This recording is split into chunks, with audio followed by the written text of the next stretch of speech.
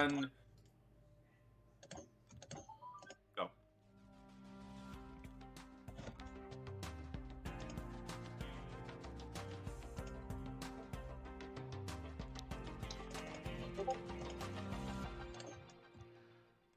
Alright, folks. Welcome back to Wildemount slash Call of the Netherdeep. I almost forgot the name of the campaign that we are currently running, because here we are. Welcome back. Session 2, here we go. So, last time in our campaign, we began with our 4 intrepid folks making their way to Jorhas for a multitude of reasons. They all kind of ended up over here in the Fever Gulf Lake near the eyes of the lake. Eventually, the 4 of them made their way up to the traveling city of Urzin up here, a little village on the top of giant razorback tortoises. And as they entered into the village, they met with the leader of the traveling goblinoid village, who said that their protector, the warlock witch of the village, she went to collect her normal ingredients for spells and potions and things like that, which she does quite regularly. This time, however, she did not return. So they wanted to send out a party to try and figure out what's happening to her, as they know that there is a humanoid encampment not too far through the woods to the west, which is where you guys started traveling with the assistance of Morgid, the hobgoblin, who begrudgingly has tried to lose you a couple of times, but it has not worked. You have managed to hold on to him and his assistance. You guys found yourselves at this wizard's tower here, where you fought a bunch of giant big-ass spiders, found some cool gear, and took a long rest for the evening. And this is where you find yourself waking up this morning. You did know from Morgid telling you that there is something that's not too far to the west ahead of where you guys were sleeping, but is relatively safe for the evening. So you guys do benefit from a long rest. You leveled up from level 1 to level 2. So those of you who get your subclasses and stuff. Wait, did I do that? Yes! I think everybody did, because everybody gets... We're going to do max HP for levels 1, 2, and 3. Yeah, everyone is level 2. I got me my subclass, baby. Yep. You guys found some elven chain and some other items. And this is where you find yourself the morning after. What do you wish to do? Like a D12 real quick. Do it. Also, if you want to do Do it. anything with your chef feet and make any treats, you are. Oh yeah. welcome. I'd like to make some treats. Do it. I forget how that works, but I know I can. You can. If you go onto your D&D Beyond sheet and click on features and traits and then feats, basically, you can make. Let's see here. I believe as part of a short rest, you can cook special food. I'll let you do it on a short rest or a long rest, but you can only prepare that many per short rest. So basically every short rest you can make 6 special treats. And then anybody who takes a short rest and regains hit points, they can get an extra 1d8 when they eat those. And also, after a long rest, you can make 2 additional special treats that last 8 hours. And a person can use a bonus action to eat it, and they will get temporary hit points equal to your proficiency bonus, which right now is 2. So if you eat it as a bonus action, you just get 2 temporary hit points, which, I mean, it's better than none. It's better. Wow. I mean, if you only have is like boss. 15 hit points, that's pretty great. No, this is a really great feat. It's No, I kind of love it. mediocre, but it's kind of great. And then we're gonna work together, as we talked about before. Yeah. Because I think personally the feat needs work to be what it should be, and it's gonna be the more ingredients and more specialty items that you find and work with, then I'll give additional buffs to your treats. Like maybe you get a bonus con for however many hours, or bonus movement, or however you mix them up, we'll kind of work it together, and we'll make a. I, By the I end of really this, want to I find assume like we're gonna have a specific cookbook. foods that do specific buff. Yes, that's Oh exactly what I my want. god, I can we love that. can all of us like collectively work on a party cookbook and actually make Yes. it a thing? Like we should make a Sure. Google Doc and all contribute to it. Oh my god. You guys I'm do okay that, with and this. then I can figure out the mechanical buffs that the food can present to it, or we'll work together, you and I, and we will figure out what makes the most sense mechanically. We rolled for favorite foods, right? Yep. Yep. Well, So- at least I did. My mine, favorite let's food see. is some plantain. So we're food. gonna figure out how to make them. Let's see. My favorite food is spanferkel, an expensive dish of suckling pig roasted and served at royal parties. There you go. I know mine was I a can't drink wait to of make some that. kind, but I have to look in my other notes. Yeah. Oh my gosh. Well, Screw the Okay. campus. Screw the Netherdeep. We're gonna open a freaking restaurant. I mean, you I, could, We I can have it literally next said that to- my character's main goal is to open up a bakery, right? Like Let's this, yeah, this is let's open a bakery next to the Netherdeep. in the Netherdeep. No, just right next door. Just so that you can stock up before you. That's Yeah. fair. You know, you see, if the Netherdeep is right here, we're right there. Yeah. There you go. Well, as you guys, I'm assuming you're preparing some of those this morning. yes. I'm a prepare some snacks. Cool. So you can make 2 of those snacks, and right now we'll just go with the base abilities of what they do, and then we'll figure out the additional buffs and stuff later. But Yeah. so right now you can make 2 treats per long rest that will give the temporary hit points, and then if you guys short rest, you can hand out additional treats and regain an additional 1d8. Which, fun fact, also stacks with Song of Rest with bards. So you can have a d8 and a d6 on top of your resting. Guys, if you Holy just use shit. one hit die, you can get basically 3 hit dice. Yep. Holy shit. Yeah, man. That is the Talk best. about I love stacking it. Buffs. But But I want to it. die. I don't want to heal. so You're just like, but I'm trying to die. Stop this. with it being the morning and you guys putting together your packs and having breakfast and getting your snacks put together and all that jazz, you have Mr. Morgid, who is not looking like he is trying to stick around.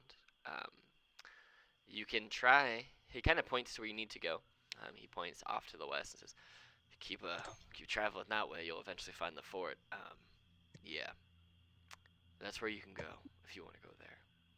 But yeah, so I'm a hit the old dusty trail. By that I mean the swamp. So Morgan's gonna try and leave. So you're Oh no, it's not gonna stop him. I don't know about you guys. I'm just curious. I'm curious, so I'm going to say, Morgit.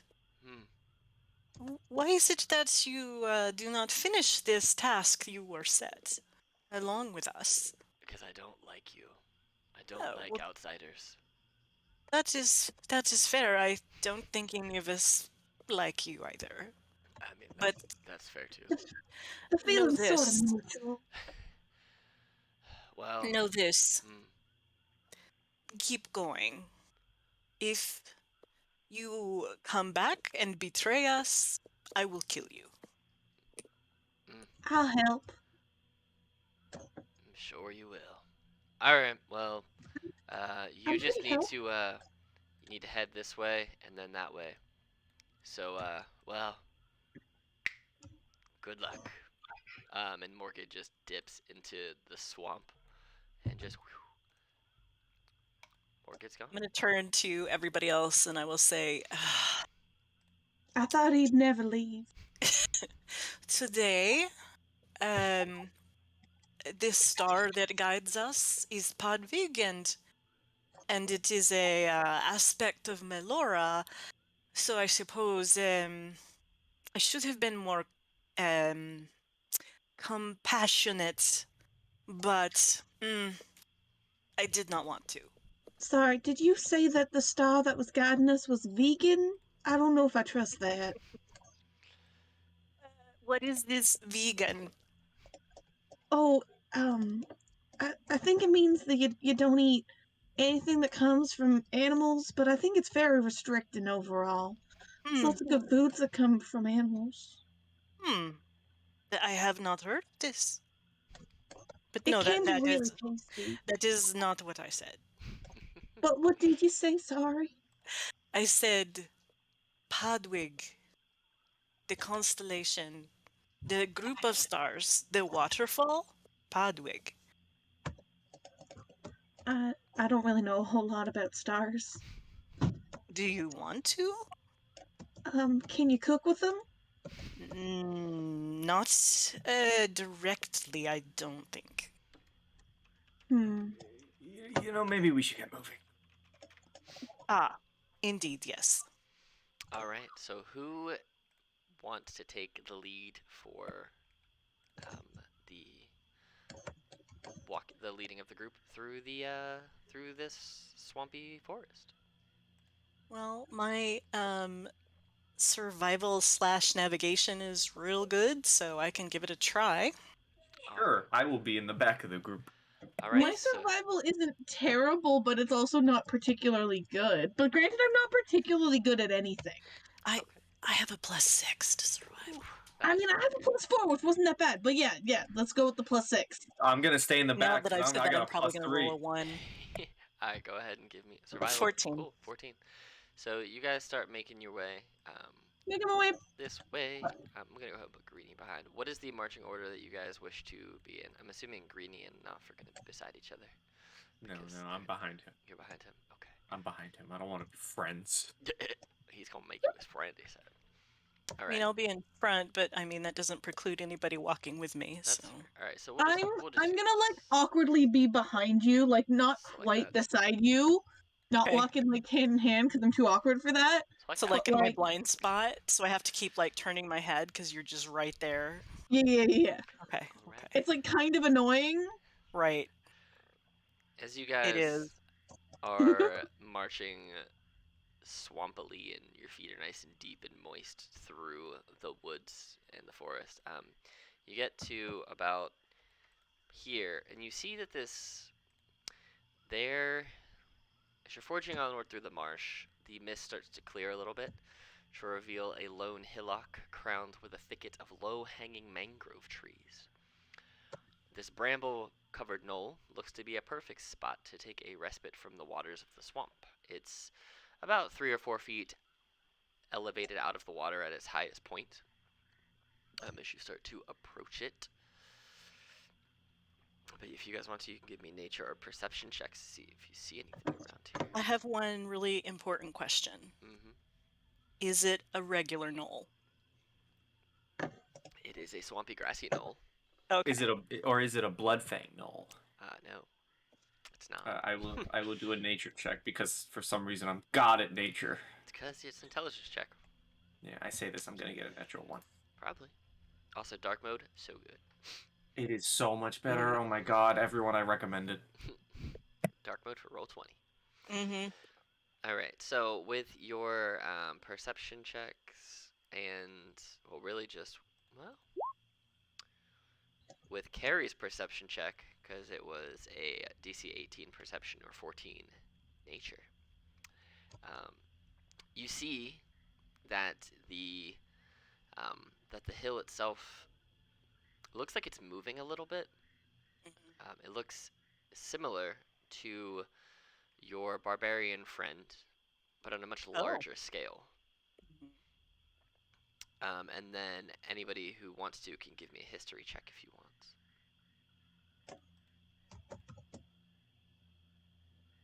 Do the hills have eyes? Pretty Well, rubbish. it is the weekend. Can we all do history? Oh, my hot dice are not hot Here, anymore. I'll do one for your bard boy up in here too. History. Doesn't matter. Oh, damn.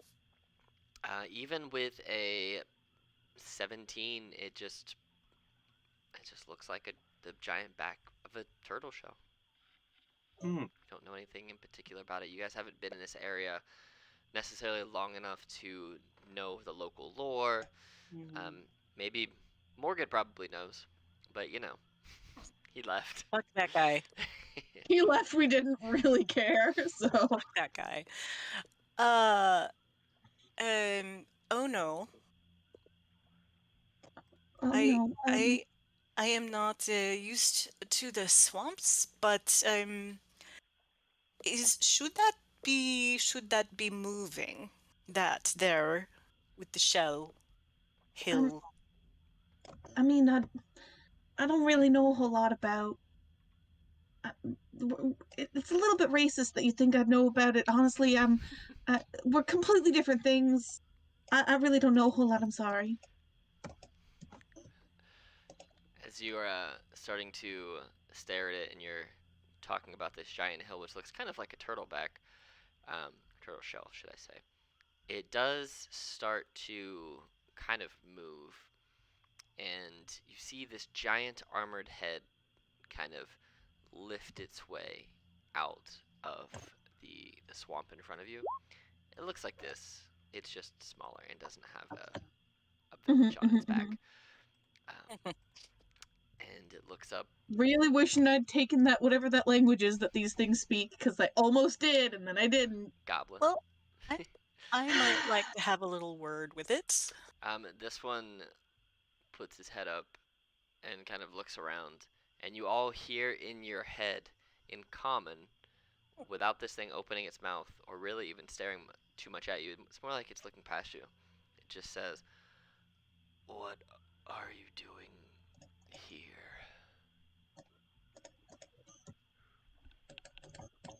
I'm It, looking for new recipes. I don't really know what the rest of them are here for. The So you did disappointment. hear that.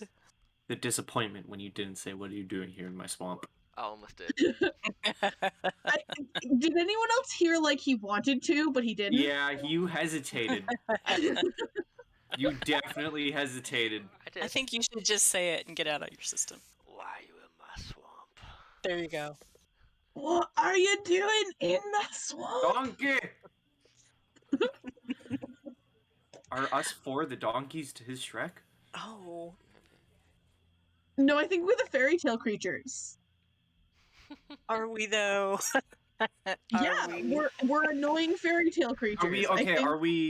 Are we? What is it? Are we Shrek 2 fairy? Like beginning of Shrek 1? I mean, where we're all getting kicked out? Yeah. Or are we That's like? what I think. I think we're the beginning of Shrek 1 fairy tale creatures. Okay, that's legit. That checks out. Yeah. That checks out. Okay, so we're not end of Shrek 1 where we come back. No, we're not into Shrek 1. We're at the very beginning of Shrek. Okay. Now that we've got that. Now that we got our Hammered Shreks covered, everyone go watch them. They're now on Netflix. I just did a Shrek marathon like 2 weekends ago. Nice. I'm not sorry whatsoever for hijacking this campaign. Now Shrek. give me a wisdom saving throw. Oh no. We dicked around too much. You feel this compulsion start to kind of Talk take about over. Shrek? I Starts know. to take over your body a little bit. You feel like you want to move closer to this, as you hear the voice inside your head that says, "Come closer," but then you just kind of shake it off for a second, like, "I will not be mind controlled today." Come closer. I have to talk to you about your extended car warranty. Today, Satan. I just look at the rest and say, we should leave now. We should leave. And I begin walking a bit further than the rest. I have no follow objection. them. When somebody says it's time to go, I go. Yeah. Which direction are you guys going? I will I don't know whatever direction I am circling the hill. Okay. You see, as you start to walk away, the giant turtle, or tortoise, you hear in your head once more, and all it says is, "Good luck. Don't die. I hope you find Balbora." Then you hear a Oh, fuck, how do you- splash. Oh. Shoot. Okay. Could have been helpful, but Well, okay, he the could mind have been control helpful, not so good. but he tried mind controlling me all because I'm talking Shrek. No, I'm on your side here, friend. All he did was cast the suggestion spell. He was gonna suggest you to come and talk to him, but nope, you ran away. Hey, listen. Next time, start with, "Hey, I want to talk Shrek with you." I just want Maybe I'll actively fail it. So as you I guys, just want on the record, choose like, to that's just fail. the classic party move of, like, when they want to talk, you don't. When they don't want to talk, you try. Like, that's just how D&D works. standard party practice. Yes. Yeah. If we didn't do that, we wouldn't be very good D&D players, now would we? I mean, you're not incorrect. You So, know, can I just? I'm sorry. Can I just pause for 1 second and say, Shrek? Knowing D&D lore, I feel like Shrek's more of a hag than an ogre. I agree. I mean, Just want to throw that out there. true. That's I all. agree. That's my piece. True. You are. I'm done with Shrek for the rest of the game. Are you though? No, I don't believe Challenge you. accepted. no, I'm not.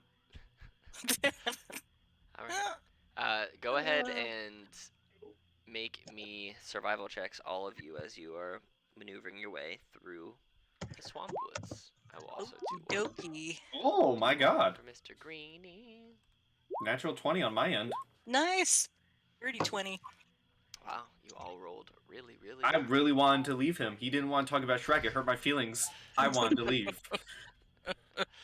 As you guys are making your way through, you do find some patches of this this swamp that aren't quite as rough and as deep as the others. They're not dry, but they're not 4, 5, 6 feet deep.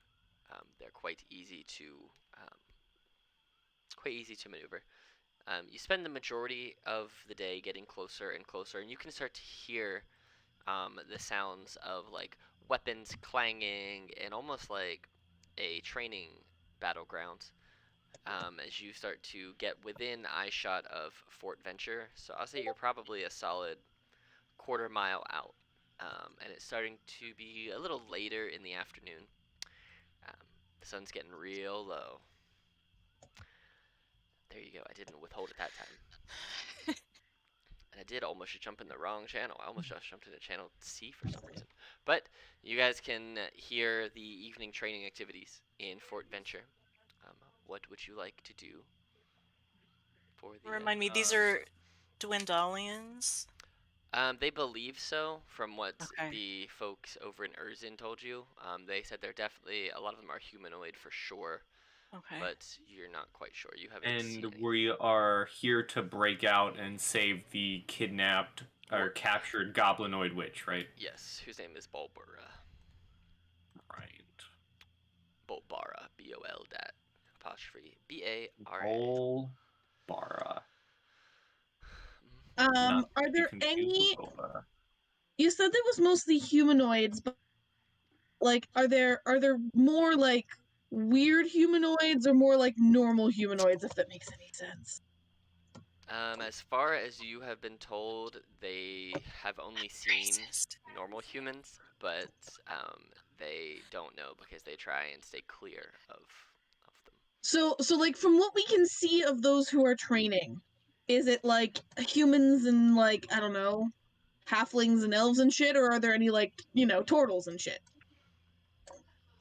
It looks more so like primarily humans from what you can see. I mean, there are many buildings. So from what you can see, you can only see kind of the outside of it because this fort does have a tall wall that barricades the whole thing in, kind of keeping it nice and secure. And you can see atop 2 of the towers at the front of the fort. Actually, I'll just put you on the map. The 2 humans that are standing watch. Bam. You guys are. Whee. You guys are over And here. there's a map. There's a lot of battles now. Oh my God, this map is giant. Yep. So you can see the four guards that are standing atop the 2 guard towers from the front. Are we still? I mean, you're Are far. we still in I'm- cover? Are we still? Yeah, Is I there mean, like enough? they Okay. haven't noticed you. You guys, I'm basically just putting you on the map so you can see. Because this fort is Okay. huge. Right. I'm going You're far enough to. away that I'm you gonna can see them. trust you that in game we can see them, but on map I can't because of the walls. Yep. Same. Let me do this right quick then. Here, I'll just see if I can do one of these bad boys. Hey, so guys, listen. This map is big. We may just want to sneak in. Well, I was wondering what our plan was. I don't think we have a plan. Let us perhaps we should stay in cover. There you go. Can you see the folks now? On the top Yes. there. Okay, cool. So basically, you can't see behind them, obviously, so just ignore that. But you can see the 4 guards on the top there. So. Okay.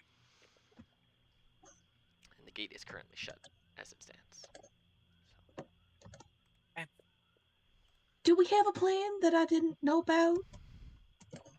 No, I'm I just think like, I I think feel we like at this point she would be like nervously eating some jerky or something. perhaps we retreat back slightly to cover to to the side. I'm really not sneaky. I just want you to walk back a I'm little bit. as soon as somebody tells me I have to be sneaky, I get real stressed and sweaty. I don't. Did I say sneaky? I don't No, think but I you said were at it. it. Just let us walk back a little bit behind this stand of trees, yes? Okay. And I'm just kind of like doing little shoo shoo shoo. Maybe I can help. I don't really do this for other people. But I kind of very awkwardly, nervously walk towards Ono, and I put specifically my right hand on your shoulder, and I uh, cast invisibility. Oh shit! Oh. And just like that, as you see, Nuff walks up and kind of places their hand on Ono's shoulder, just the turtle form of Ono just seems to disappear into thin air. Do I see myself disappear, or do I just have no idea what happened? You can see yourself and everyone kind of around you as you're looking around. They're still there, but it's almost like you're looking through like beer goggles. They're kind of fuzzy, just a little bit. Like you can make out where everything is without problem, but I'm picturing What like the did you do? Doctor Strange spirit world. yeah. What's going on? That is remarkable. What's happening? Well, You're invisible. Nas has made you disappear. Yeah, But I'm still here. Never mind. I'll be quiet. just okay. You seem more nervous than me. It seemed like you needed it more. Nervous. I was wondering what would happen if I just walked in. Up to the very front of the fort. I'm saying that to the party. I'm wondering what I wonder if it is worth walking in, and perhaps I could find out where. But I also I don't want to waste this, and I just gesture broadly in the direction where I think Ono might be. Oh, I've definitely like moved slightly, like shifted, so you just Yeah, gesture. yeah. Like, Ono's I just, like look- Ono's already like 30 feet away from us. Right, like, yeah. In a no, completely I'm not, different 30 feet away, swamp. but I'm just kind of like fidgeting. She's headed home. It's fine. Yeah, so I'm gesturing, and it's not like where you are at all. I don't think it's a good idea. At least I'm not walking up to the gates. I use my invisibility for this. This is my one good deed for the day. I've been trying to do some good deeds recently. This is my good one good deed for the day, and I usually use it on myself. I think maybe I'm no longer the most nervous person here. Oh no, as you're walking around invisible, with your passive perception score, what it is, you notice that there are scores of bear traps hidden among the tall grasses around you in a 40-foot area, just sporadically placed, surrounding the palisade of this fort. We're in a minefield. Hey, fun How fact, dare! there's a lot of bear traps. None of you are bears, are you? Ah, not right now. But how dare they? And Carrie starts just muttering things that are clearly curses in a different You know, it's one of those things language. that you don't know, you don't actually know what they're saying, but you know the Oh sense. yeah. Yeah. Yeah. Yeah. You listen. One of you's invisible. The other one of you wants to go up there. I'm gonna stay in the bushes and just keep hold of that invisibility. If you want to go up there, you can be my guest. And at the sound of the bear traps, Naf's probably like biting at his nails now. Well, I did not say I wanted to go in there. I just thought that maybe they would not think I was a threat. Are you a threat? Well, I suppose I could be. Why don't? Well, I mean, what's the worst thing that could happen if you try? Well, they could kill me. Oh, That's uh, why. that's a, That's why. that's a, That's why Ono joins you. She's invisible for a reason. okay. Let's go. Ah, Let's just do it. And I, plan I, too much I makes have us no bad objection. too. You are invisible, so you can escape if need be. Yes. Mind you, it is starting to get a little darker in the evening. And there are No, bear traps. There are bear traps. None of you have any form of dark vision. The fort on the inside is lit, but you can see the sun is setting. Hey, that's why That's why the non-invisible person lights a torch, walks out, Seize says, the day. "Hi!" Yes. Exactly. That's what I'm And gonna then do. the invisible person is right next to them. Okay. Mhm. All right. Planning, genius, always gonna work, never gonna Mhm. fail. I'm doing it.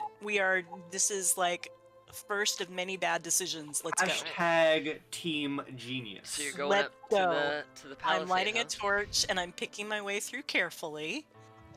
All right. Let me God go ahead damn. and light up a torch on your person. There are traps. Give me 1 second here. So you got a big old set of torchlight. Great. As you light up the torch and start walking towards the front of this fort, you see the wooden palisade that encloses Fort Venture stands over 10 feet high and is topped by huge spikes. A gate in the middle of the east wall, the one which you were approaching, is flanked by 2 watchtowers and appears to be the only way in or out of the complex, for good reason. The parapet of the fort's stone keep can be seen rising up from the center of the grounds. Tall grass and knotted brambles partially obscure a well-trodden path that winds up to the gate from the marsh.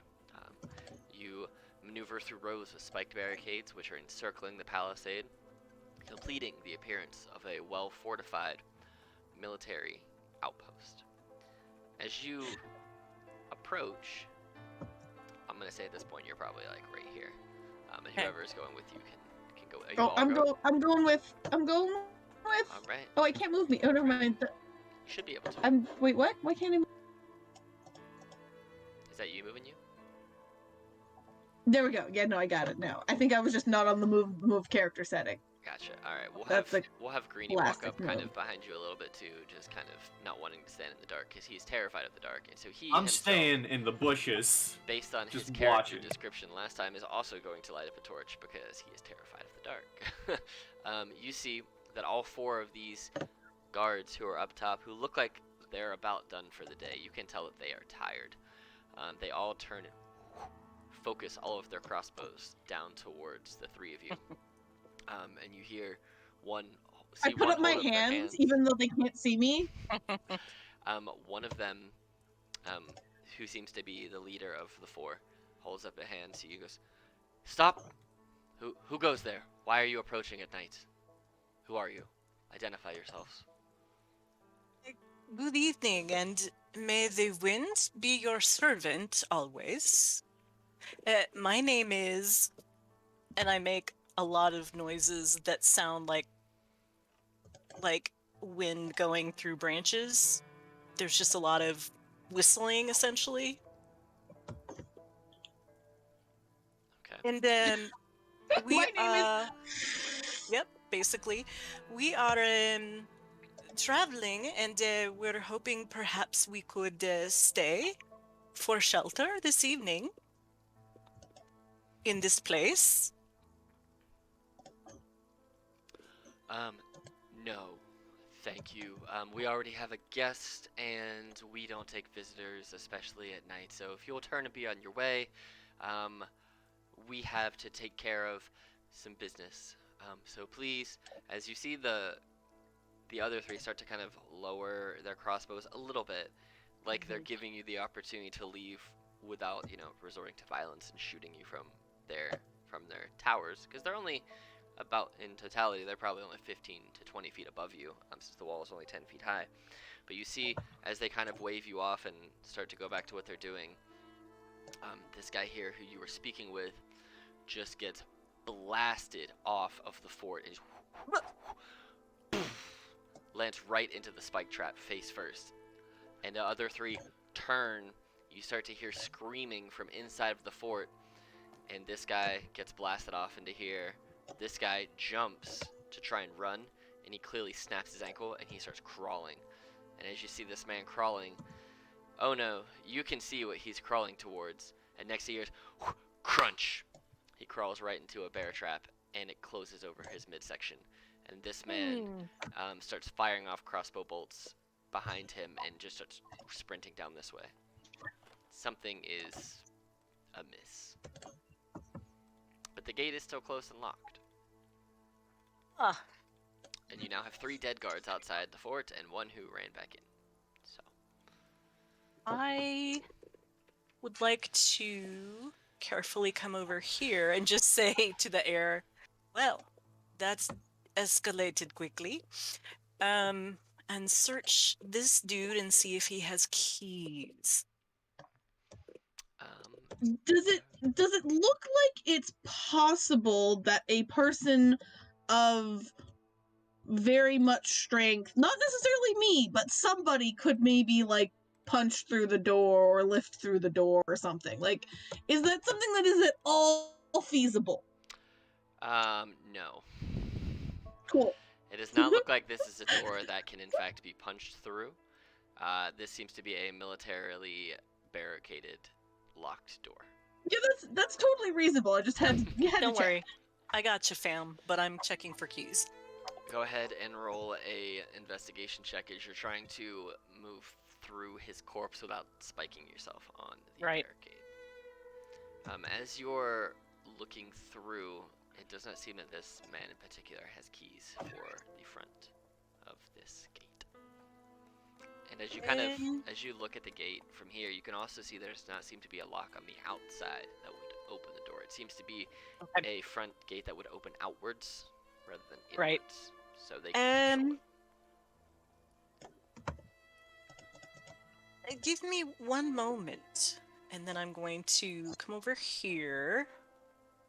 Do we have any idea where who killed these people and from Nope. Cool. I'm gonna go take a look. Back to your question about beating the door down, it looks like you maybe could, but it would take more than one. So it would take a lot of people, but it could possibly be done. Like, anything's possible, but not really. Yeah. So I forgot to clear something with you, and if I can't have this, it's fine. It's not a big deal. But given, some of my abilities and stuff, I think that I would carry around like a small grappling hook that was more on just like fishing line, not on rope. I'm gonna ask you a very specific fishing question. What pound test is the line that your fishing line is? It doesn't really matter actually for what I'm gonna use, for what I use it for. Okay. I will say though, if you ever try and use it for climbing, it will not work unless it's like 80-pound test. So I am using it for guidance. That is all. So I will tell you what I'm going to try to do. Okay. And then you can tell me whether I can have it. How about that? Go for it. Okay. So fairly small grappling hook, and I'm at the base of the wall, and I look, and you said it was what, 10 feet? Yes. The base of the wall themselves are about 10 feet tall. They're very well built though. So. Okay. So I'm going to spin my grappling hook around my head, because it's just on that fairly light line, and toss it up and see if I can get it, to stick up near the top. It could even be like in a crack of the wall or whatever. I'm kind of envisioning it like both a grappling hook and almost like a, like a jack when you play jacks, kind of, or a caltrop or something like that. Yeah, go ahead and make a athletics check for me to see if you can throw it up to hit where you're aiming for. Okie dokie. That's an 11. As you throw it up, it hits, but it doesn't catch and just kind of falls back down. All right.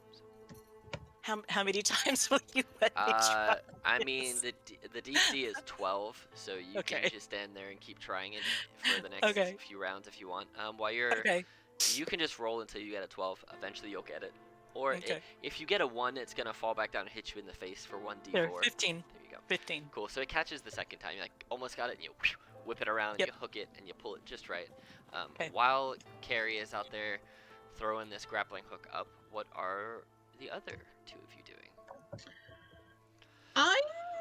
I feel like I'm mostly concerned about these people who just died in front of me, and if I'm also going to meet a similar fate.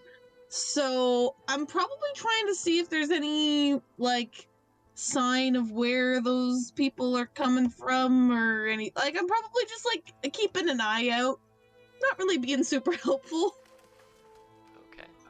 I think seeing the dead bodies from the torchlight while I'm still in like the tree line, I'm just even more nervous. And I duck behind a tree and I'm like biting at my nails even more. And I'm just like occasionally peeking out, just waiting for the like okay to like, hey, maybe you can come forward. Okay. Yeah, I Alright. definitely am not giving him that okay yet. I'm very concerned. Okay. Not that I'd be able to see it. You're invisible. Exactly. No, but I would totally do it and be like, oh, guess he's ignoring me. Okay. That's fine.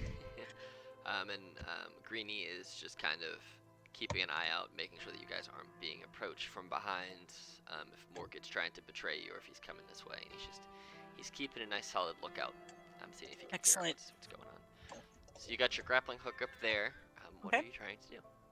I'm going to use Mingle with the Wind and cast Levitate on myself, Mhm. and then just basically be using the wire to just kind of reel myself up, almost like a kite, and just it's just basically helping me get some upwards momentum. Nice. You get right up there, no problem. Okay, I'm gonna take a look around, please. All right. So you are now up here. Bam. You can see, and if you were to, let me do this because you can see over the top of the wall here. Did I make this whole thing a square? Probably. Ah, dang. I didn't mean to do it that way, but you can see all of that stuff now. Fine. There we go. So you can see all of what you can see. You can see right now. You see these two guards here. Actually, and this guy's not actually in front of you. He actually ran. He's gone. Okay. So you see two guards. That was the guy who was on the tower for you. See two guys in front Oh, of right. you. Yeah. Okay. You hear dogs barking kind of up in this region, and you can see everything that you can see. Two guards. You see tents down here in the southwest region. Dog cages up here, and as far as your eyes can see, it looks like a very, very open training yard. Mm-hmm. There are arrows on the ground. There are weapons just kind of laying. They don't all look good. They look like they're training weapons. You got training dummies down here.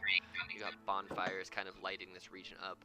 This middle area definitely is a lot more muddy, a lot more well walked upon. Like that is their primary area where they do wrestling and like fighting to kind of train them, so they have all this space. Do I see what possibly might have been blowing those guards back? You do not. You can only see as far as you can see, and you do not see them. So. Okay. And where does the attention of those two guards seem to be? It looks like they are both looking and about to Okay. turn and run towards this giant building that is that giant darkness that you can't see past. So this giant building over here. Okay. That is a building. I would like to crouch down and wait and see if they run off before I do anything else. Okay. You see that they are looking at each other for a second. They're talking, and they're kind of looking around. I'm gonna roll perception checks for them and see if they see you, because they did just have their dude come running down after seeing something happen. So 1, 2, and roll me. They're not gonna see you. Roll a stealth check. If you roll a 1, the guy who rolled a 2 will see you. Okay. No. They are. You see them hushed, like talking between themselves, kind of looking a little paler in the face than what you might expect. But seeing as you just saw 3 people get blasted off of this tower, they get together and they take off, running towards and then into this building. Okay. As soon as I do that, I unhook my grappling hook and stuff it in my pack and hop down and take a look and see if I can open the gate from this side. You see that there is a lever on either side. Okay. One looks like it doesn't look like they have to be pulled at the same time, and it looks like each lever is associated with one of the doors. Okay. I will pull the one on the left. Pull the lever, Crunk. Yes. Wrong lever. So Never seen that movie. really? Oh, it's so good. What? All right. So you My pull. son went through a phase where he would have watched it 10 times a day if I would have let him. You should have. East West the best. You know, Yeah, he also terrible started mom. one time the language got on French instead, and he was fascinated. He was about 5. He was fascinated with that, so he watched it in French for like about a month and a half. It had to be in French. Perfect. Sacre bleu. Yeah. There you go. But Un yeah, ne touche pas is no touchy, in case you're wondering. you guys see the one half of the gate just kind of slowly creak open, and Carrie just is kind of standing there. Like what? I'm coming. Come. You only see Greenie. I'm still Yeah, I I'm can gesturing. Come. You are I'm- there, but they don't see you're invisible. After I realize that you're gesturing for me to come, Yeah. I'll just like poke you like eventually. Okay. Like I'm right here. I'm just calling. Naf. Greenie sees you and starts slowly creeping. He's If I see the light or hear a signal, I will. Yeah. Could I use the torchlight from the others to creep my way through the frickin' minefield? Oh yeah, for sure. You know where they are now. After Ono had noticed them, kind of pointed them out. Fun fact: had Ono not had the passive perception that they do, your passive perception's not high enough to see them without walking. Thank you, Ono. I have the highest passive perception. That's Well, of you and Naf, you do. my weakness. Yeah, I think. Okay. Yeah, Naf's is not the best. Wait a minute. I have the second highest? No, you have the worst. Oh, okay. Okay, I was Which gonna is- say. Yeah, you have an 11 passive perception, and it's a 12 to see them. Everybody else is above 12. You're not. You're an 11 passive. Yeah. You listen, I'm a wizard. I know. I feel you. I have one. I have many. But yeah, No. so you guys make your way, through there, and you guys can see this open area. As I kind of creep towards the door, I kind of just look at everyone from the outside. I'm like, what did that? I don't know. And I catch them up on, everybody's heading to this big building, and I don't. There is nothing. I see nothing. I wonder if it is our I wonder if it is our witch attempting to escape. Eh? I mean, that'd be pretty lucky, but I feel like if the witch was able to escape, then why were we sent to do this? Seems kind of dumb. Well, they may have I don't know. They may have had her bound, and now she is not. But anyway, I wonder if you and I'm trying to look at where I think Ono is, because I'm hearing the voice. I'm not there. Yeah. But I'm still, fidgeting. you just keep running around just to fuck with us. I wonder if you Yes. could. I wonder if you could sneak around and see if you find her. Sure. There are tents. I thought I might I go talk to the dogs. You can talk to dogs? Yes, I Okay. can speak to dogs and other creatures. Yes. Are they nice? Some are not. Most of them think they are nice, according to their nature. But this is discussion for another time. All right, I'm just gonna like stroll on in, overly confident based on my invisibility, and just start like A, looking around for the person that we're looking for, and B, looking to see anybody who could have killed those people. All right, go ahead and make perception checks for me. I'm gonna move you in here too, so you can the people. 13.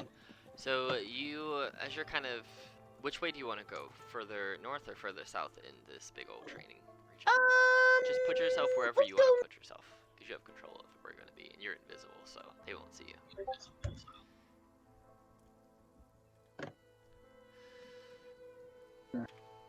I guess I'll go check over this way. All right.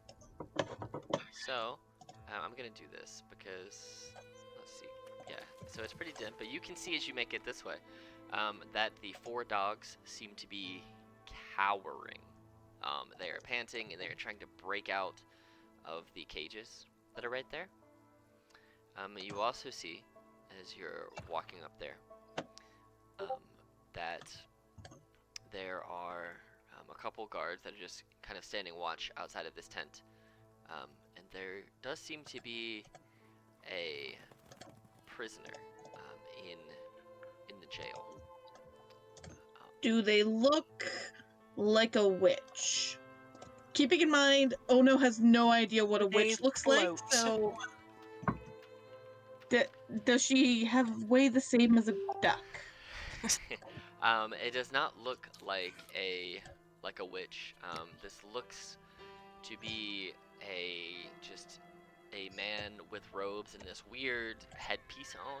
It looks like they're probably some cultists, but as you look at their skin, they look very pale. They look very empty. They look almost hollow.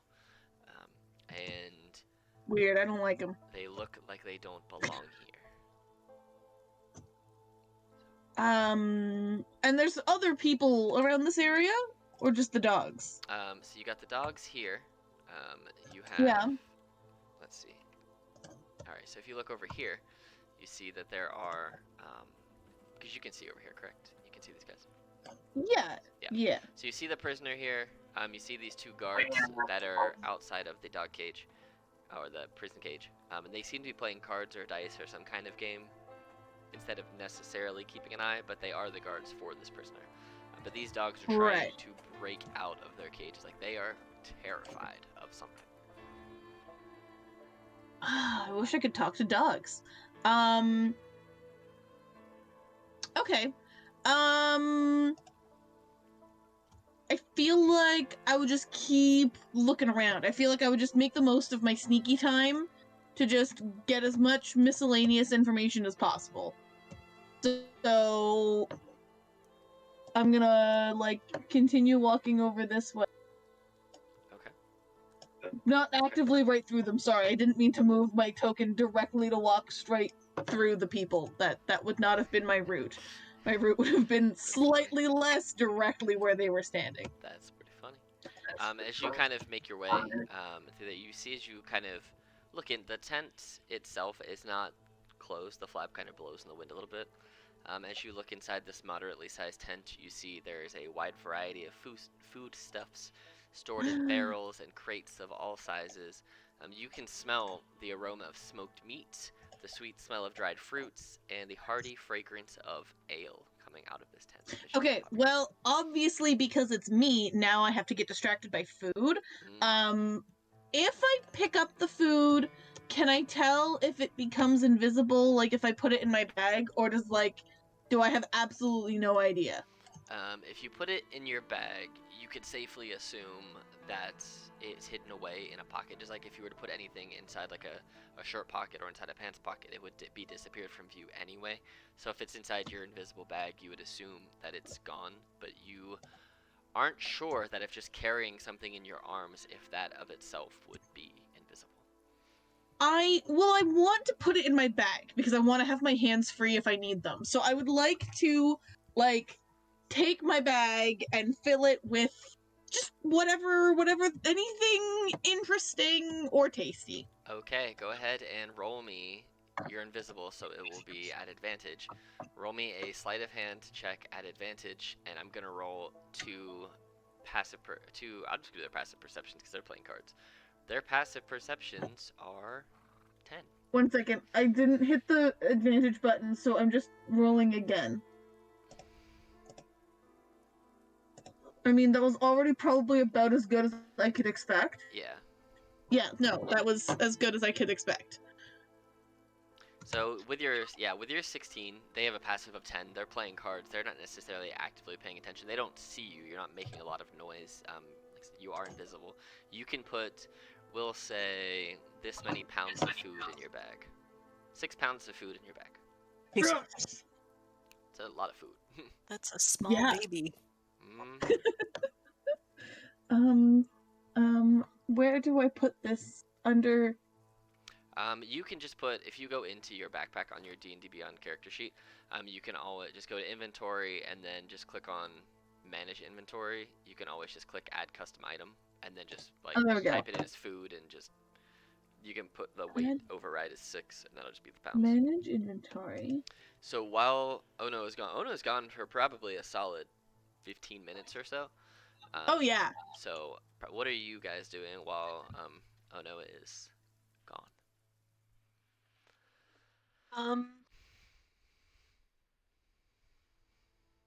I'm thinking you can go ahead, Pi, whatever you're doing.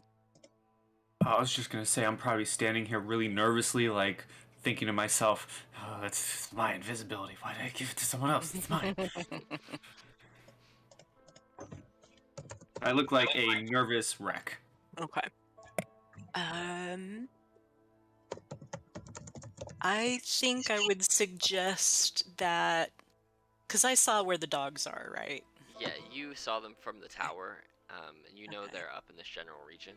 You saw Right. that, and you saw some cages back there, but you couldn't quite see as far as to see if there were prisoners in those cages, but you know the dogs mainly because you could hear them too, and you could Okay. see. And you also know there are small tents down this way as well, which look like they were Right. probably the guard tents, like individual tents for the guards. So this is a dumb question, but you know me and Roll20. So like in between where those cages are and where the targets, the practice targets are, I'm just seeing like black strips. Is that what I'm supposed to be seeing? Yeah, Is that because like a those, wall there? yeah, so those are basically things that you just can't see. It's just to Okay, indicate thank that you you. can't see like through them. Gotcha. Okay.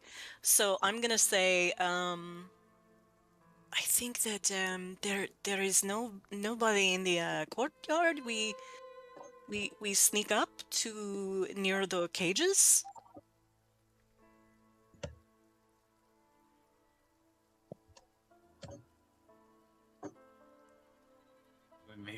Maybe. I wish to speak to a dog. I think I wish to speak to a dog. Okay. Why don't you take him with you? And I point to our dragon point, and I say, and I point forward ahead a little bit, kind of around the corner, and say, I'll go hide behind that rock. That rock looks comforting. Comforting rock. Or you could sneak the other way and see if you can find. Excuse me. See if you can. That'll ruin our stealth, right? And see if you can find the woman that we look for.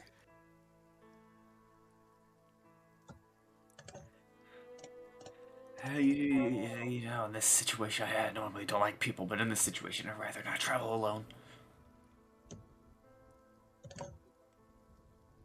All right, you choose.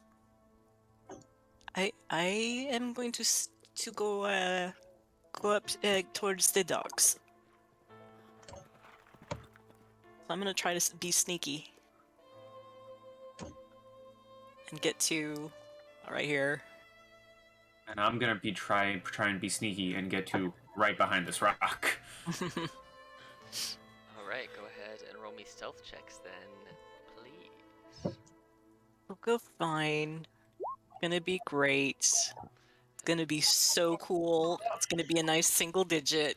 I'm gonna have Greenie just kind of stay with Knopf. Yeah. We're both a little on the scared side of life right now. Mm-hmm. Always walk on the scared side of life. It is 100% the way to be safe.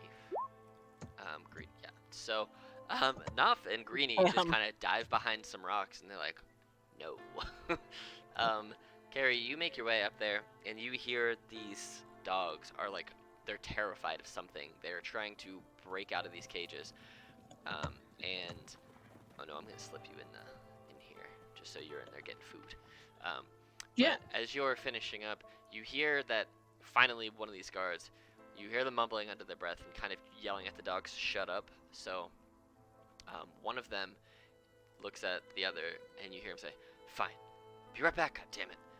He gets up, kicks his chair over, and like makes his way. You kind of pop your head out, and you see him make his way over to this mastiff, and he just takes his spear and just immediately stabs the dog and silences it.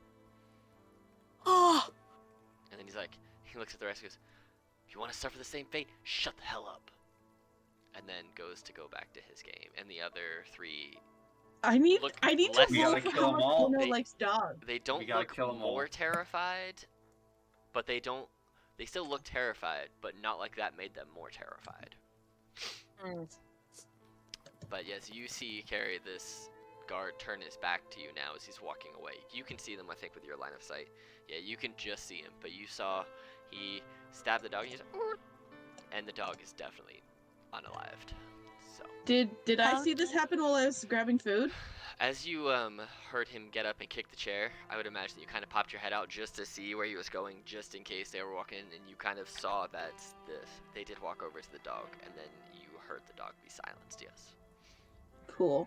So, and the other guard, you hear him say, "He didn't have to kill the dogs, but he always goes to the extremes. But not my dog, not my problem. They're not even useful anyway." not his circus. And you hear him Ha- shuffling the deck of cards.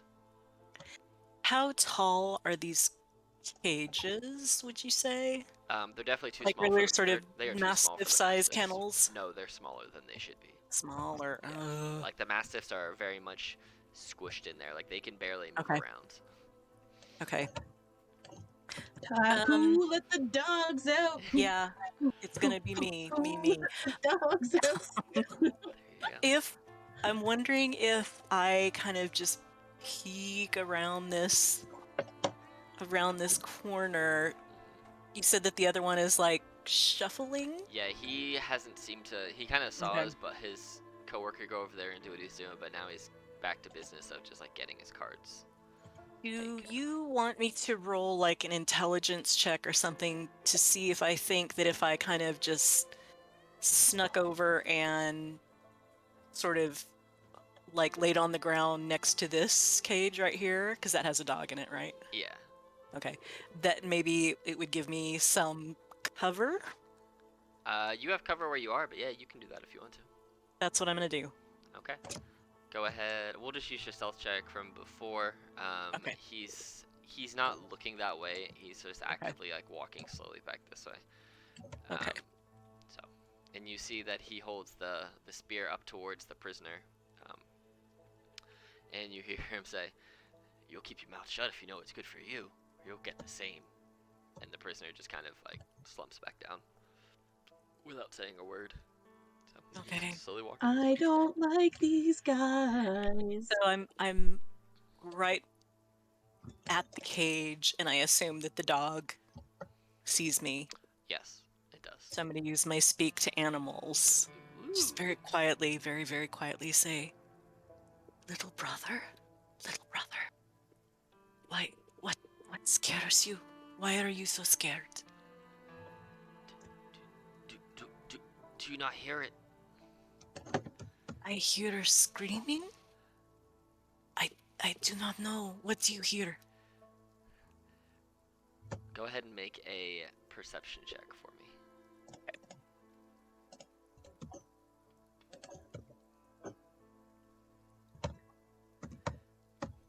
And you see that the dog is very much. He can't move a lot in this small cage, but he kind of turns and he points his nose in. Where's my thing that I need? There it is. In this general direction. I'm And he's kind of, you see his ears perk up a lot, and he goes, "Over there, the screaming." And as you listen, you do hear screaming, like tortuous screaming, like a person being Just, you don't know what, but somebody sounds like they are being Okay. tortured. And the guards don't seem to give a shit. No, they Okay. don't. It seems that whatever caused the problem at the front, killing those guards, that ruckus is likely who is screaming right now. That would be your best bet. Okay. Gotcha. And can I see how the cage is fastened? Does it have a lock on it or anything? It does. They all have locks, and you can totally try to pick it if you want. I assume that was your next question. Oh, of course. Yeah. Is there only one guard in this area now? There is only one at the table. The other one is walking back from the dogs. So there are two. Oh, right. Yeah. Okay, there are two. There are two.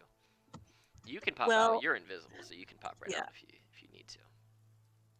Harry is like honestly doing deep breathing right now to not like just attack the guards. Yeah, no, I really want to just kill these guards, but it's taking all of my self-restraint not to. Yeah. I'm gonna say to the dog, little brother, I will try to get you out, but I do not have the keys. But I will see what I can do. I let you and your friends. If you free me, I'll get the key. Free me, I get key. But I need it. Okay. I have no keys to free you, but I try to open this. All right. So go ahead and we'll do a. I'm assuming you don't have thieves' tools. I do not know. All right. So just go ahead and just give me a straight. We'll just go a raw dexterity check. Just straight dexterity. Oh boy. Okay. DC 11. Here we go. Here we go. Here we go. Very strong luck. Oh God. You are trying, but yeah, nothing. Do either of these guys have keys on them? If you were to walk out, you could walk out and try and take a closer look if you would like, but you have not actively investigated them, so you don't know. Yeah, I don't know how close I want to get. I probably have like probably too loud if I actually try to get close to them, so I won't. Okay. I think I am just gonna sit here and wait to see what Carrie does, because I'm basically like ready to throw hands, but trying not to. Okay. So while you're waiting and Carrie is not quite successful in picking locks, anything you're doing, Naf, or are you just hanging out? What you doing? I'm kind of. I'd maybe.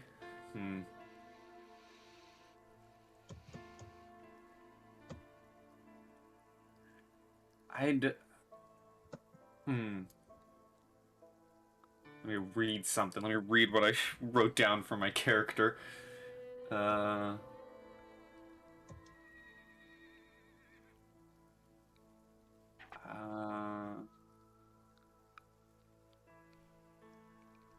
No, I'd wait for word from, Harry. Okay. I'm just still hiding behind this rock. All right. About this time, Carrie, oh no, you see the guard has made his way back to the table, and the screaming has stopped. And then about a minute later, it resumes, worse than before. I don't hear this though, right? Oh, you do now.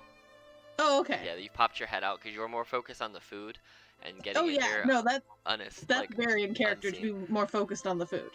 Once you got the food, popped out, saw the guy kill the dog, and kind of sat there and just watched, you heard screaming, and then it stopped, and then you heard it again, this time louder than before, in this big tent. Cool. No doubt. Let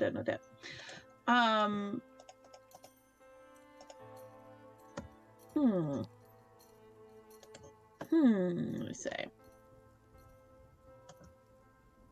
I'm just under the assumption that there are more people than just these two guys here, so that's why I'm trying not to throw hands. No, that's fair. Well, you Otherwise... didn't see anybody else in the main courtyard. other than the two Yeah. who have run. You've seen these two guys here, the prisoner, the dogs. You hear screaming.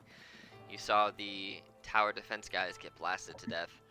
But also, strangely, when you looked at this tower that's here, because there are towers all around this base, you did not see any guards on that tower, and you didn't see any guards on, well, I don't even know if you can see that far, yeah.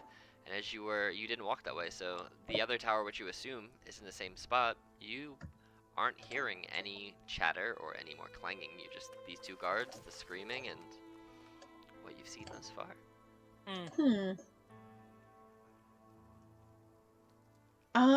Well, I can't communicate to Carrie what I'm doing without probably giving up my position. So I'm going to try to investigate the screaming. Just go off by myself in a super intelligent move that That's what I wanted you to do, so. So yeah, so I'm just gonna go try and see if I can find out who's screaming. Okay. Make your way over to this larger tent, and you see that as you get close to, we'll put you right here. Well, more so like right there. As you get to that position, you see that there is a tiny coal forge that you can see through the open front of this tent. It seems to be equipped with a full complement of blacksmith's resources and tools. But no snacks. No. You do see, however, as you kind of stare, there is a guard with their back to you, holding down a small goblinoid woman with a priestly looking person on the other side. And they are, you see the guard while holding her down, he takes one of the heated blacksmith spikes, shoves it into her throat, and the screaming ends. And within about 30 seconds, you see the cleric take a diamond and put it onto her chest, and it explodes. And the shards of this diamond kind of spread out amongst her entire body. It kind of, you see these magical golden lines kind of emitting all around it, and all of a sudden, you see she takes breath again. And this time, she no longer looks green. She has this strange black smokiness coming out of her eyes. You see that there is this large shadowness emitting from her body.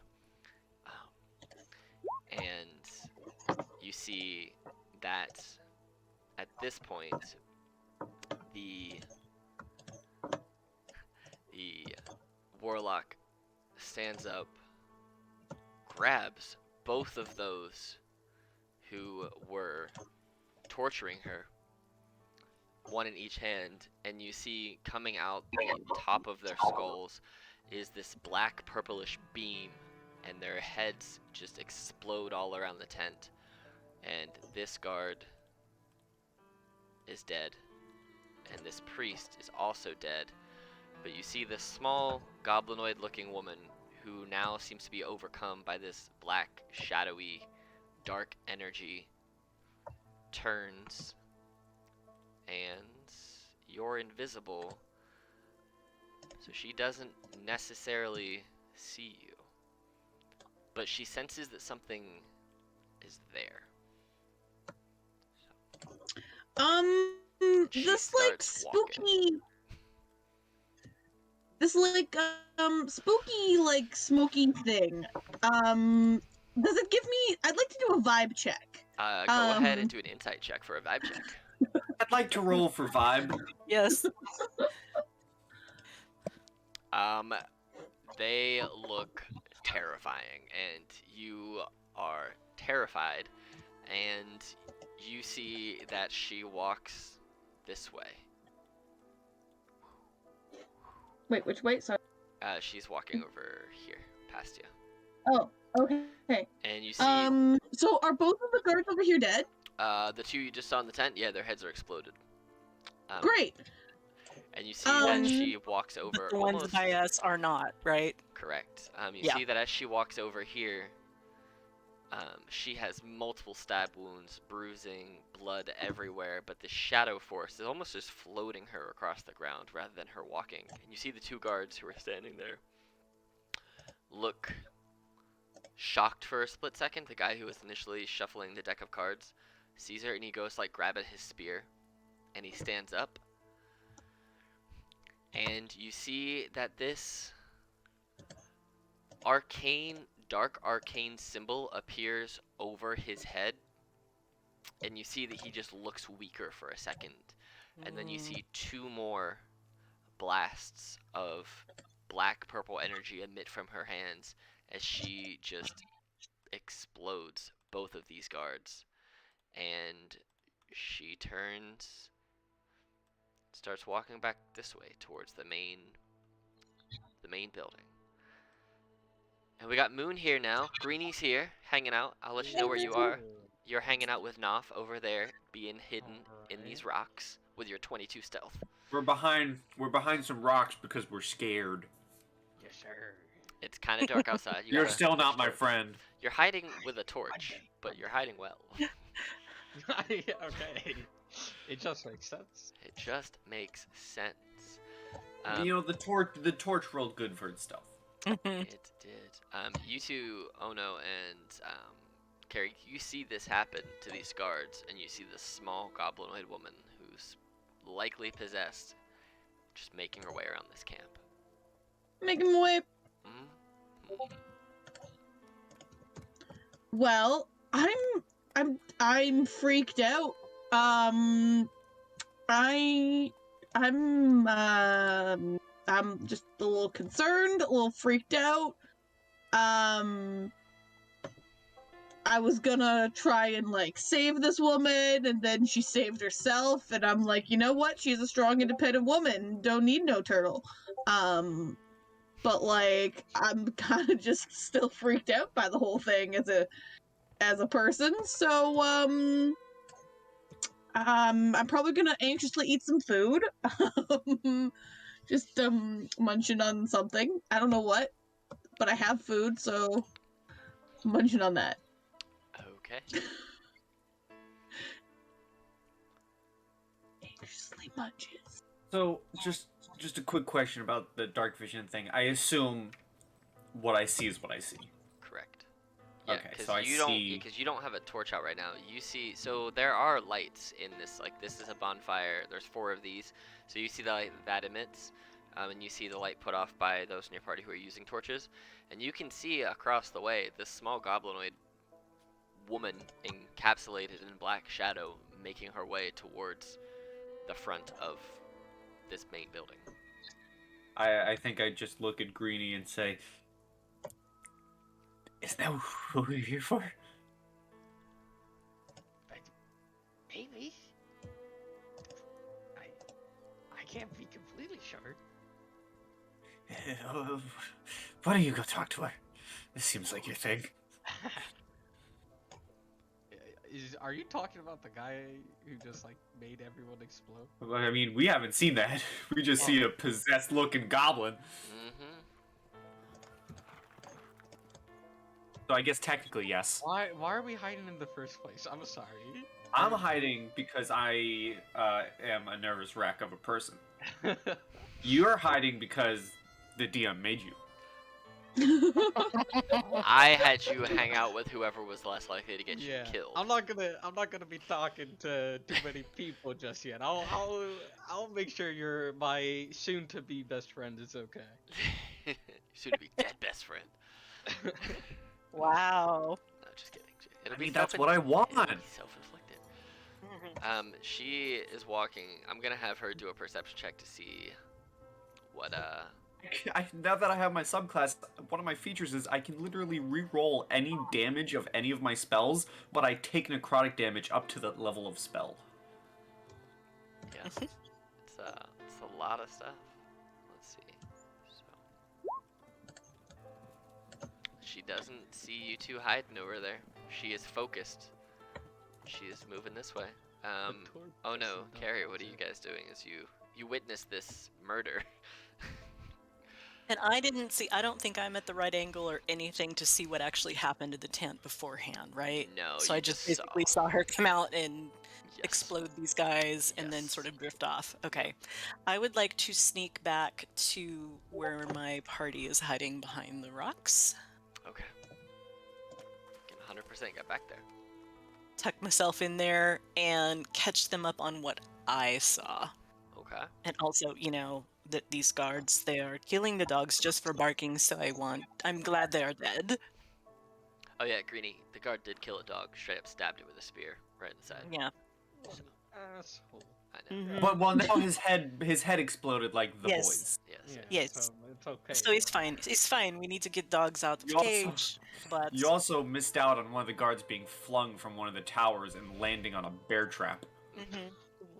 You also missed lots of Shrek jokes, just for the You record. missed Yeah. the Shrek you jokes. did.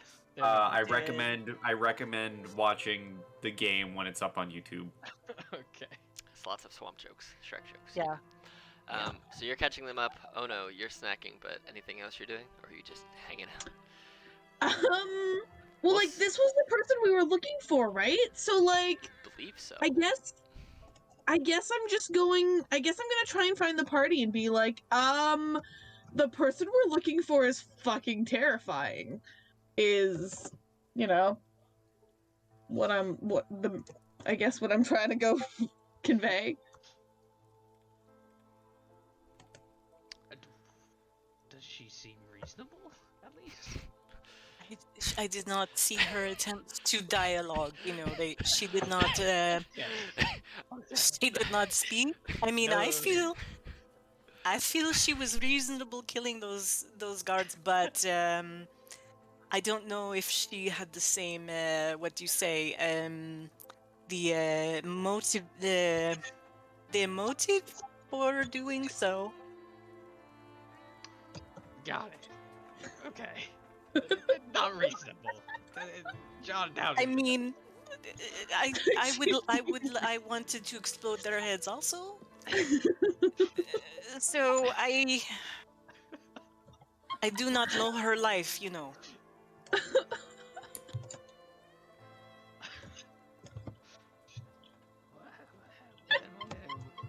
Do we have a plan, or? Well, take it from me. I You don't really want to usually follow possessed figures who are blowing up heads. Am I back with the party at this point? If my goal was to go back to find them? Yes. Yes. Cool. She's really creepy. you're back. Hi. Oh yeah, Greenie. Just so you know, Ono's currently invisible. So Okay. all of a sudden, There's there's now a voice there. There's just a phantom voice over your shoulder. That's no big deal. If our goal was just to get her out of here, I don't know have we done that? Sorta? Kinda, sorta? And this is a long shot, but well, okay, so we have a wizard with us. Do you, Naf, do you know that You know enough? the diamond, what they did? Do you know what that is? I don't. Can I do an Arcana? Yeah, you can do an Arcana check based on what was described to you from Ono, trying to figure it out. You can also do one, Greenie. Give me that Arcana check. Can I as well? Sure. Okay. But yours would be at disadvantage I- because you don't actually get the spell, but I was prepared Because to I don't what? ask. because you can't technically get the spell. But I it's was okay. prepared- For the Oh, 18 and gotcha, 19, gotcha. you guys will figure it out. I was prepared to ask about religion too, considering you said it was a cleric. Yeah. And I have a +7 in either. Right. As you think about it, and as you're kind of describing it and thinking about it, you recognize it to be Revivify. That, based on the screaming and the stopping, and the screaming and the stopping, they were likely torturing this goblin woman to death, and then revivifying her, and doing it again, over and over again. Oh, cool! I have experience in this. Until they finally broke her, and it looks like whatever patron she gets her powers from has now taken control. Oh crap! Does it look familiar? You can go ahead and roll. We'll say you roll a history at disadvantage because, you know. Yeah, that's Because fair. you know, Because you know.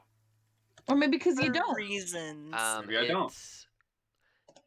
You don't know its name, but it looks like some sort of shadow demon, just based on what you see. That it's more of like controlling the shadows. Alex. Well, we didn't see her use a pistol. No, you didn't. No mercy. No mercy, Bulba. I Doesn't roll I would look at the others and say, well, I don't know if this makes it any better, but she's basically a living corpse. They killed her over and over again, and now whatever that is has taken over her body. So are you saying that we haven't technically done our job of getting her out of here? I think. You guys here continue just blasting at the door to the main building. And it looks like she is standing far enough away that she is just repeatedly blasting it with dark magic, slowly blowing holes in this door to get it open. She seems to be doing fine at revenge. Does anybody have anything they could do, like some chamomile tea to calm her down or something? Well, you are the cook, so I don't have any chamomile tea on me. I suggest maybe we just head back and tell them, hey, your witch is kind of crazy. Well, I can do some illusion magic, but I can't think of something that I could create to calm her down. So if you guys have any ideas, though, I'll take some. I find it hard to care that she is destroying the people that did this to her. I'm not actually worried about her destroying those people. You're right. Those people are assholes and I don't like them. I would have destroyed them too. But I'm kind of worried about where does it end. I mean, I fully understand the power of a good angry moment, but where does it end? Is she just broken forever now? At least when I'm done a rage, I freak out for a moment and have a panic attack. But I mean, she doesn't necessarily have to have a panic attack just to get out of this. Maybe she does. I don't know. Ono is just slowly building herself into not knowing what to do. You guys see at this point that the door, rather than blasting inwards like she was trying, it blasts outwards, and she is swarmed and surrounded by these guards, who all come at her, spears drawn. But you can hear them yelling, but there is not confidence in their voice. Perhaps if we kill some guards, she will see that we are on her side. Yeah, sure, Okay. why not? I'm just gonna stay far back here. All right. Don't get too close to them. Okay. All right. Well, push yourselves where you want to go in the next. We'll say you have one free round of movement to get one free round to maneuver yourself to wherever you want to be if you're going in to fight them, because you guys are really far away. Yeah, I guess I'm gonna barrel in that direction. All right, so we'll say you can do. We'll say if you guys want. How far away are you? Because you guys are. Yeah, I'm gonna scoot right here, hide here. That's my position. We'll say that you guys can basically move 100 feet this round and get close if you're trying to actively get there. Cool. I like my position. Okay. I am a wizard. I have range. So anybody who wants to move can move up to 100 feet in the direction towards this big old group if that's what you want to do. So. Okay. All right, and then as you move closer, let's roll some initiative. Is that about 60? Let me see. It should be. You can use the actual measuring tool. I don't know how. If you look on the left, there's this little weird looking like rectangular thing with lines on it. It's supposed to be a ruler. If you highlight over the top, you can just click that top one and then just do. I kind of thought it looked like a piano, but you're right. It's supposed to be a ruler. Sometimes it also disappears into like this weird little split there. Cool. So everybody go ahead. Yo, there's a green line. Oh, I'm stupid. It's an orange line. Not green. I said green. All right, I'm gonna. Oh, I'm these- sorry. I did initiative twice, and B, I didn't actually click on myself before I did it. That's fine. You can just click on it. You can just roll it again. 'Cause these guys are gonna go slow, so I'm just gonna do. Okay, so I. Oh wait, I am on the turn order. There you go. Just leave me on the turn order. Okay. I'll take the lower roll, and that's fine because it's not gonna affect me too much. It was a 3 or a 6 of those 2 rolls I accidentally did. Cool. All right. So what do I do? I right click on my token. And You just click on your token like normal, and then you go over to your D&D Beyond page and click on initiative, and it will roll and automatically put you in initiative. Did it? Because I did that, and I don't see myself. Let's see. I can add you in there, but I'm gonna do it just to see. So when you let me see. So you click on that, and I'll just add you in there because I'm not on the right page right now. Okay. Add turn. Sorry. No, you are good. 5. And then this guy, he'll just go on his own turn. I don't want to put 4 people in there at once. Cool. All right. Everybody in there. Bam. And we need this one. All right.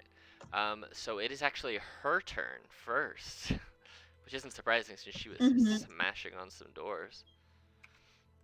As she gets surrounded, you see that she is going to go ahead and attack this guy and this guy. Since they are technically at range for her, she's going to go ahead and Eldritch Blast them both. Wham, wham. 12 and an 8. Both misses. She's launches off these 2 purple-black beams of just necrotic-looking energy, and she being surrounded and kind of like turning, keeping her head on a swivel and trying to keep low and duck around, you see that these beams come very, very close to you guys. One of them makes its way right past your shoulder. Oh no. And the other one goes on this way, so not quite as close, but you see it. So as she sees it, she now sees you, oh no. Since when you moved like that, she can see it because it ran right past you. So she knows you're there, but nobody else seems to yet because you're still invisible. She just saw it because she is possessed by a shadow demon. All right. Yep. So these 3 are gonna try and attack her with spears. 1, 2, 3. Ooh, it's a bad time for her. So where are we at? 6. All right. Cool. All right. She's gonna take some damage here. She's not having herself a good time right now. She is quite unpleasant right now. All right. Those are their turns. Greenie, it's your turn. Okay. I'm going to cast Vicious Mockery on this bottom one right here. Alright. It's a wisdom save. Yeah. 4. I love vicious mockery so much. Mm-hmm. He's gonna take some damage. 3. Okay. So much. All right. Anything else in your turn?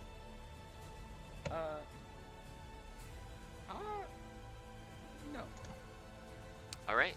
You see as you viciously mock the guy beside her, she's kind of huffing and puffing a little bit after just getting shanked 3 times. You see the shadow kind of start to spin around her, and it starts to almost sparkle like the night sky, like these bright white and purple, like just stars forms almost around her, and she's gonna go ahead and use 2 legendary actions. Excuse me?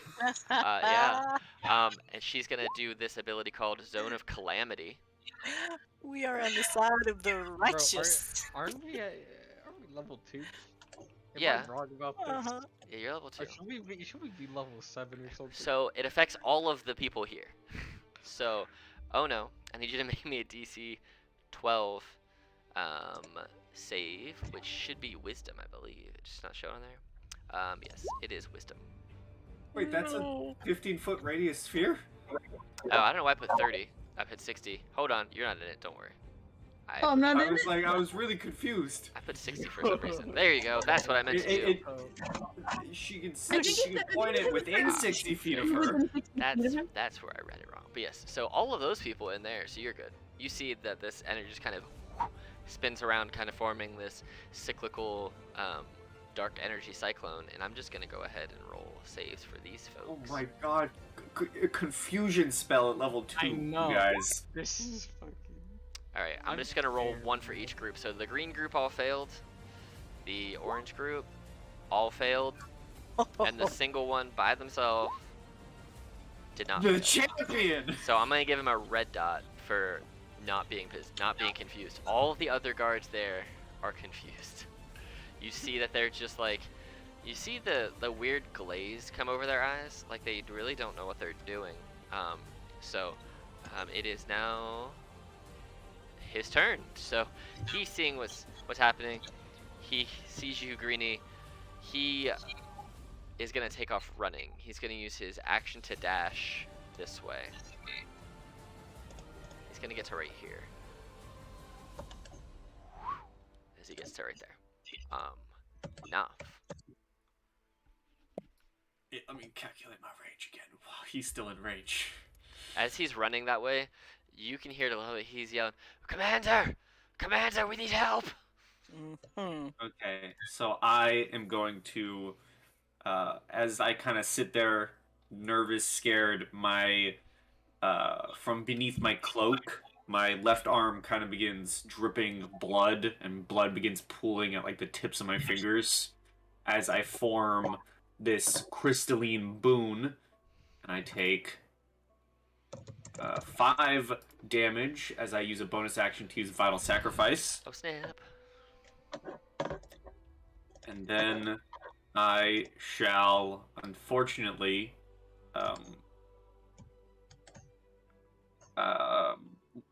invisibility, that's the word. Yep.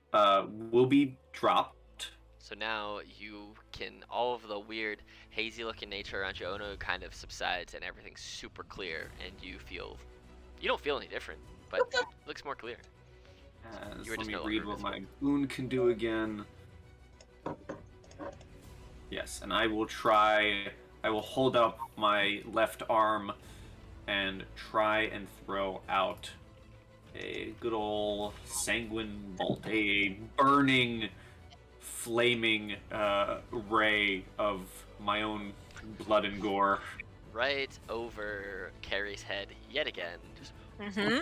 Yes. And as I fire it, I crush the crystal made of blood in my hand as the flaming blood spear sends flying out, and he gets dealt an additional 5 necrotic damage on top of the 4 fire. If a 24 hits, which I assume it does. yeah, the way that you catch him as he's running, he's yelling, "Commander, we need help!" and just pop right in the bottom base of his skull, and he kind of stumbles for a second, and he turns to see where it comes from, and He's covered in blood, his own and yours, but he's looking not good.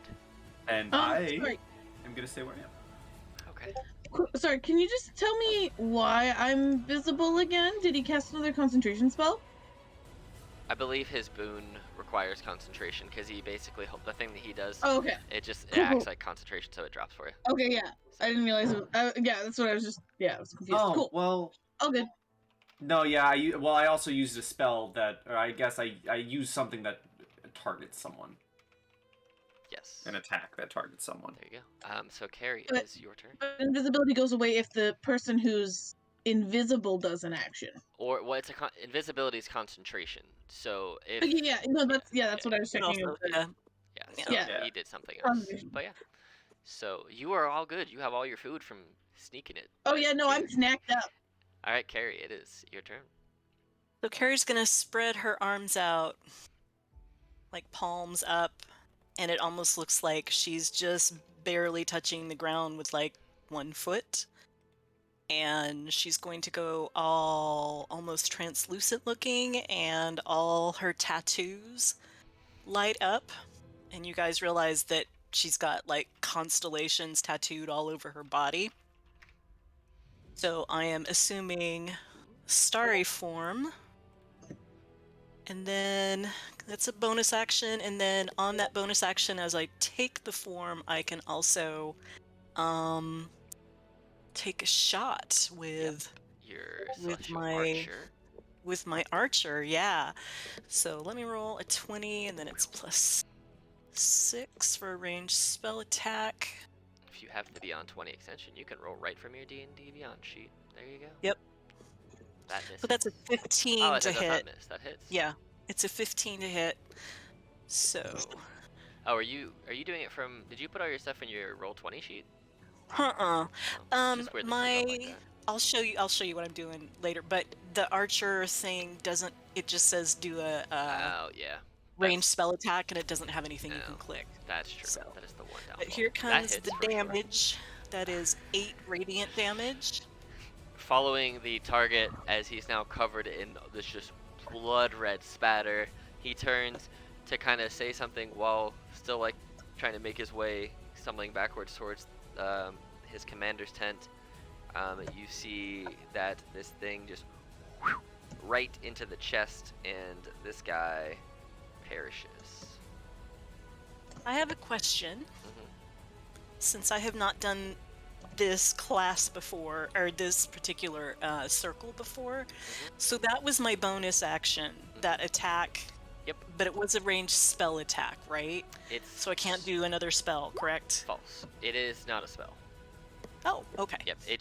It acts for the purpose of attacking. It uses your ranged spell attack Gotcha. Okay. modifier. So Okay. In that case, I'm gonna go ahead and cast Guiding Bolt on this one right here. Closest. Whoop.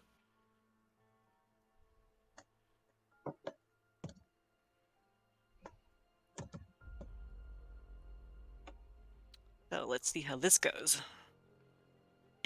11 to hit. which guy? This one. It will miss. No. This one right here. They all have the same AC. It Okay. misses, yeah. All right. So the Guiding Bolt just kind of whizzes past his ear. He's just looking confused. Just like, oh, okay. Yeah. Anything That's my else turn. on your turn? All right. I'm just kind of hovering there. All right. Oh no. Oh no. Okay, can you remind me what the dots mean? On these guys? The green dot. Oh, mean- that's yeah. just how I'm putting them, so that I didn't have to roll 17 initiatives. The green dot is that is the group of 17 in initiative. The orange is the group of 2 in initiative. I'm just grouping them that way. It's just for me to group for their initiative. So Okay. It has no effect. They're all confused though, but it's just so I know who is in which initiative group. Okie doke. Well, there's not really a whole lot I can do because I can't get close enough to like hit anybody. Oh, I have a javelin. I can get close enough that I can yeet a javelin. So I'm pretty sure when you go into rage, you can move an additional half your movement speed as you turn into your rage. Yeah, up to half your movement. It's one of the Tasha's special things. There you go. Nice. Oh. So whatever your movement is, you Okay. just get to add another on top of that as part of your rage. So it's like movement Oh. and a hafe. So, Then I can make it to this guy. there you go. Yeah. So I will rage. That is Absolutely. the thing I wanted to do. I will rage. Okay. I would like to rage, and I'm gonna go up to this guy, and I'm gonna take my great axe that I had from before, and I'm just gonna do a smackety smack. Perfect. Do it. A 12 will That's the 12. unfortunately miss. Yep, I just like run up, and I'm like, ah! And then just like whiff.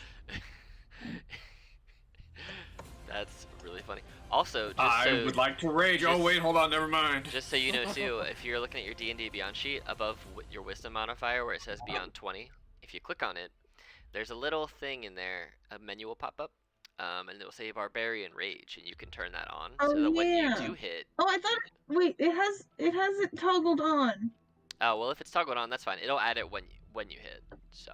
Cool. Just so you know. Alright, so it's these guards, they all have to pass the confusion check. My test.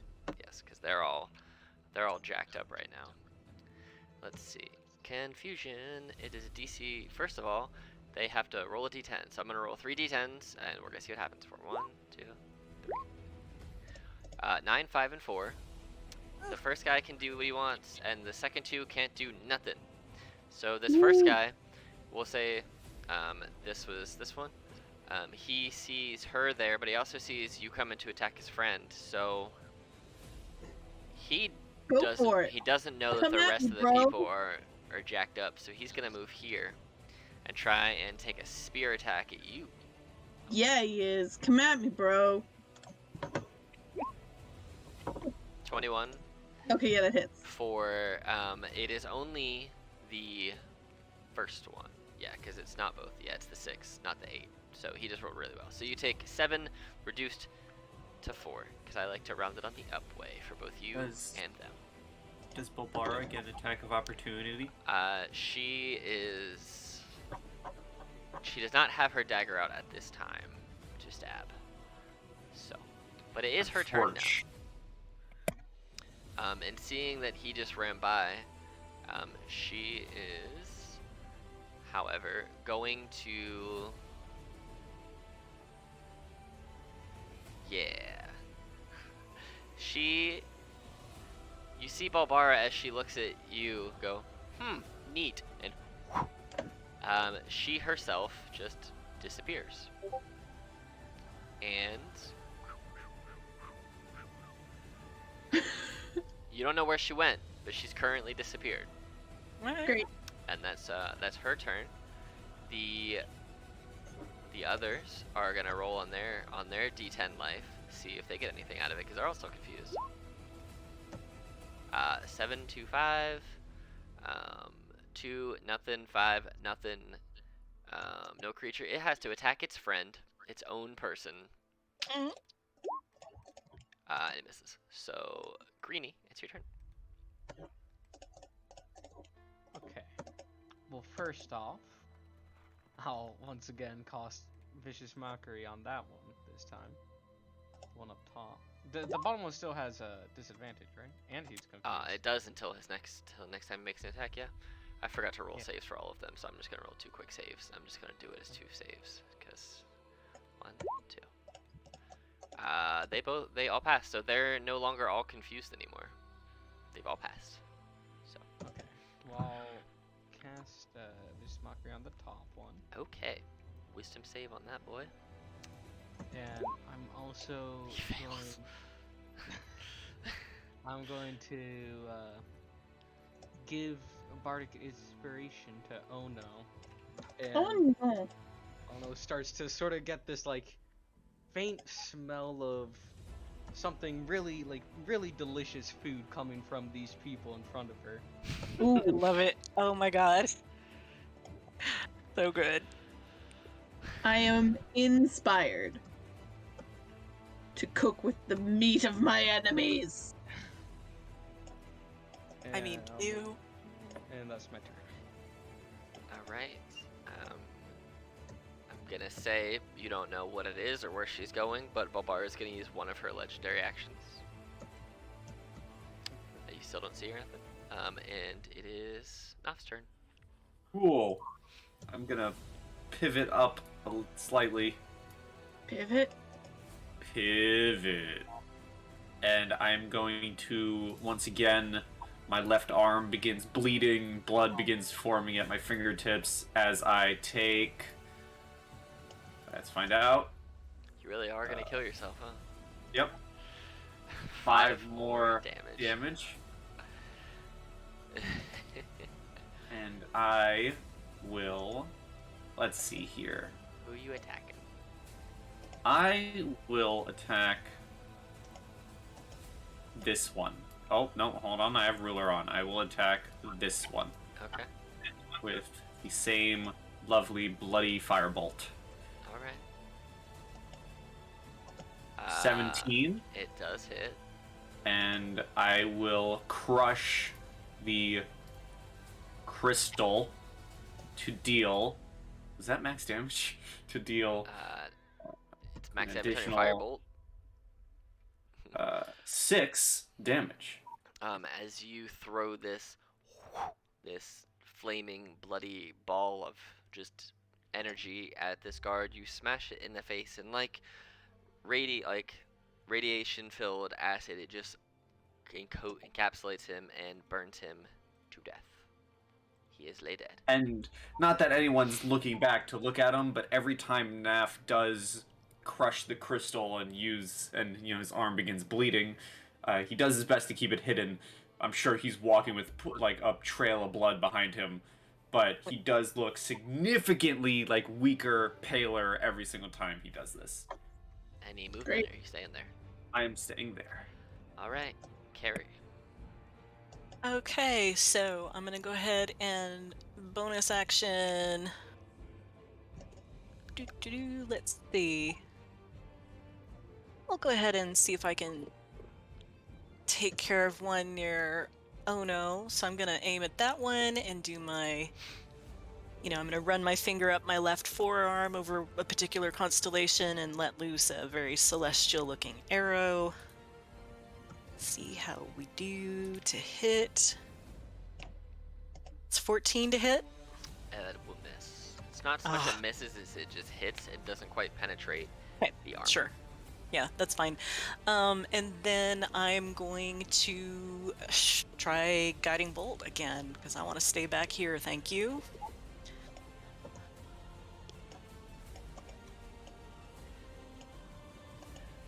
That does hit. 18 to hit. Lovely, lovely. Guiding Bolt. 16 damage.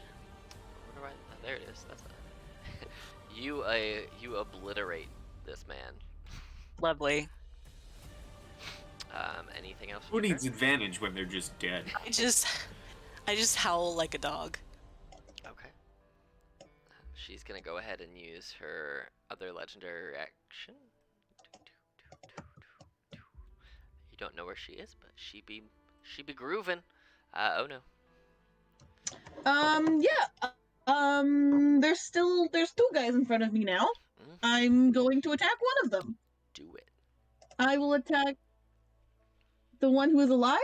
Or Yep. yeah. He's alive. Yeah. I will do attack, great axe. Just hits. Go. Just Oh. hits. Woo! Yep. 8 damage as you slice down with your great axe. It just severs this man's limb off, and he starts bleeding out, falls to the ground, dead. I do a really gross of how I'm gonna cook with it, and then I'm like, ew, wait, that's gross, as I think about it for a second, and I'm like, why do I feel inspired to do this? Any movement or anything you want to do in a bonus action? I don't think I have a bonus action. Okay. But I'll move up to the next guy Oh, and just be like intimate. all right.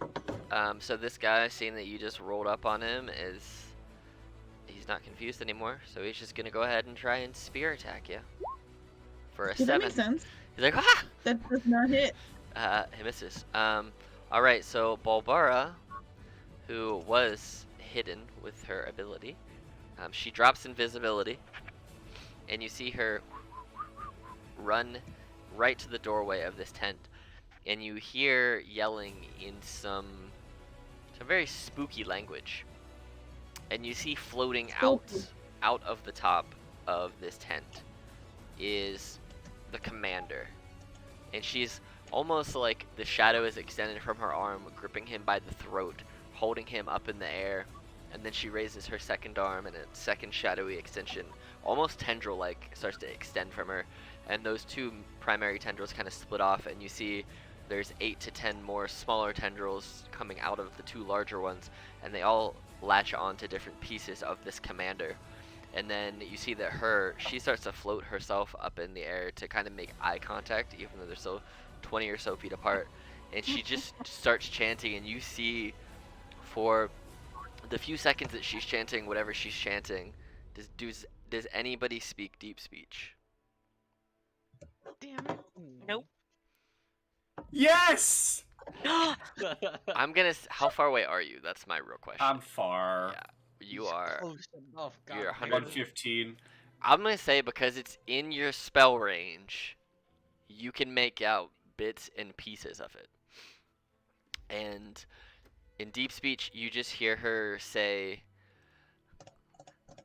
"The blood of you and your ancestors is on your head," and just rips this man into about 30 different pieces and just scatters him across the battlefield. So it's like the Thinker's death in Suicide Squad.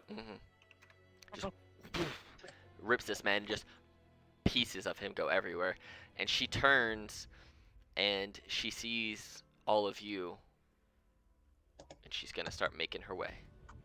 I'm literally Okay. doing the golf clap. Oh, good. Yes. These 2 venture guards, one of them just saw you take out his coworker, Naf, so he's gonna use his action to dash, and he's gonna get to right there.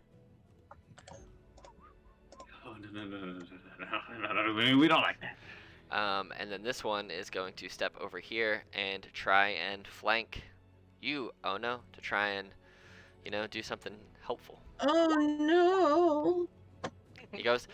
He hits you, but your shell is so hard and so shield-like for you that it just hits it and just kind of dings off. And you see the guard, and he's like, "What the hell are you doing? Stab her in the legs!" Greenie, it's your turn. Okay.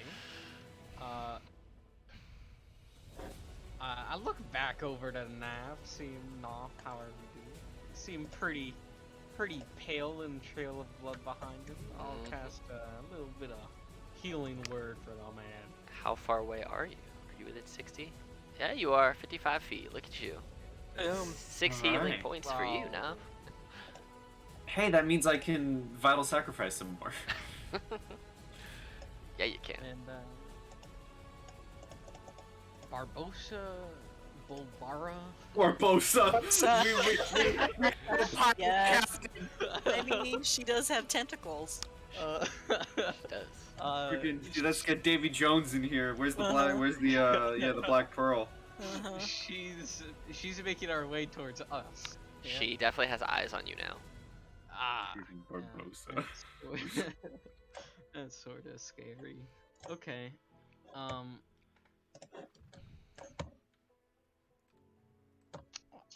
I'm dead serious that I'm golf clapping. Is this guy alive? Is this a dude? He's alive. Wait. Yeah, he's alive. What the? Oh shit! I'm not gonna back up. Yeah, that guy's coming after me, man. I just blew up his buddy. Uh-huh. I'll do a little vicious mockery towards that guy then, cause that's the only thing bards can really do. Gotta take magic, initiate, and get a couple more spells. Honestly, but Early game. Well, it fails. How do you mock this man as he's running? Oh god, this is the thing that I was honestly regretting, or It can be something regretting. super basic, or you can just Call him a doo-doo head. You could call him, in Uh, fact, a doo-doo head. I'm gonna a couple bees start to swarm, illusionary bees start to swarm around his head, and they just keep on coming and coming like out of thin air, and he sort of starts to freak out, and then he just falls to the ground and sort of just dies from shock, I guess. I don't know. Okay. Yeah, Phantom anaphylactic shock. Each illusionary bee is just mocking him by saying, "You like jazz? You like jazz? You like jazz? You like jazz?" That's really funny. All right. Is he dead or is he? He's not dead. He had Okay. taken no damage He's not yet. dead? He Oh, hadn't taken any damage yet. I think our lovely DM just wanted you to Oh. insult him. I Yeah, thought. No. okay. I just wanted you to insult him. Oh shit. That's all. No, I can't come up with an No, insult. you were. I'm not that clever. All right. She is gonna use her. Actually, hold on. I just changed what her token looks like, so hopefully this works. Let's see. She's gonna use her one of her legendary actions, and you'll see now what it is. And she was moving 1, 2, 3, 4, 5, 6. She's gonna go right here. Hold, please. She looks like this, basically. Yes. So, but that is Bulbara right now. Just because I like that token, I think it's funny. It's good. I like it too. Ew. That's a grell? No, it's just a thing I found that has tentacles. That's all. It is Nof's turn. Cool. I will.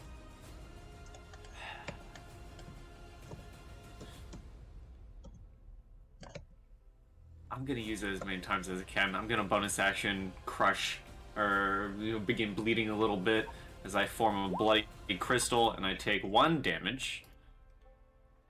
Okay. Are you And- disappointed that it's just one? Kind of. I thought Kind you of. might be. And I'm gonna see him. This guy's coming after me. I'm going to not describe what I do with the spell yet, in case it fails, because I have something fun. But I'm gonna try and cause fear. Ooh, wisdom save on this guy, huh? And you're within 60 feet of him? Yeah, I'm within 50. Excellent. Luda. These guys can't pass wisdom saves apparently to save their life. Yeah, they Literally. Okay, so I hold my bloodied hand out towards him and cause fear, and I'll put it in the chat the lamp. And love me some necromancy spells, and I as I have my one bloodied hand pointed out towards him, I grab with my other hand, the bandage I have over my left eye, Mm-hmm. I remove it to reveal a deep green glowing eye socket. Oh. And there's no eye, but there is this deep greenish glow coming from it. And as the mortality within him begins awakening, my face kind of takes a skeletalized visage. And as I hold my arm out towards him, I just mutter a few words, both to myself and to him. Like, I kind of picturing he's hearing it in his mind as he's terrified. And I'm just muttering,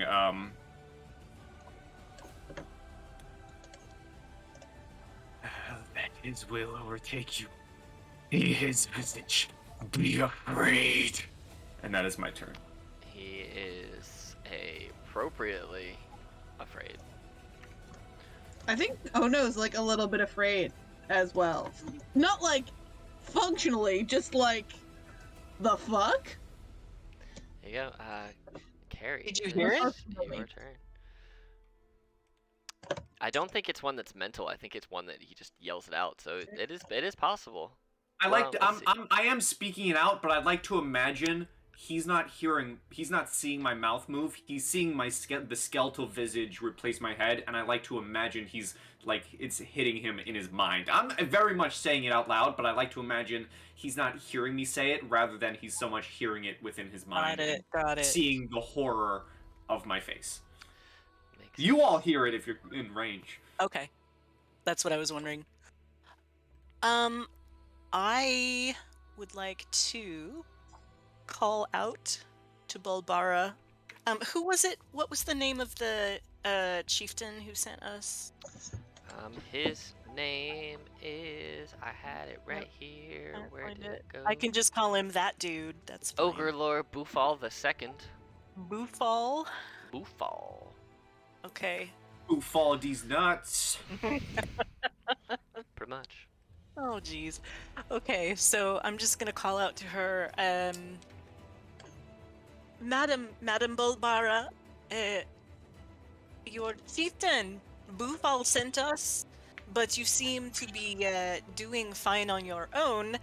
I approve of these, righteous deaths. And then I'm gonna go ahead and take a bonus action shot at our friend here. Okay. Surprise! Do you get any bonuses when people are frightened? I just think they have don't know. disadvantage. I don't think you have advantage on them, but let's find out real quick. That's a 19 to hit anyway. It will hit, but Yeah. Frightened. No, he just has disadvantage on ability checks. Yeah, that hits. Yeah. That hits. Okay, Do it. so let me roll up some damage.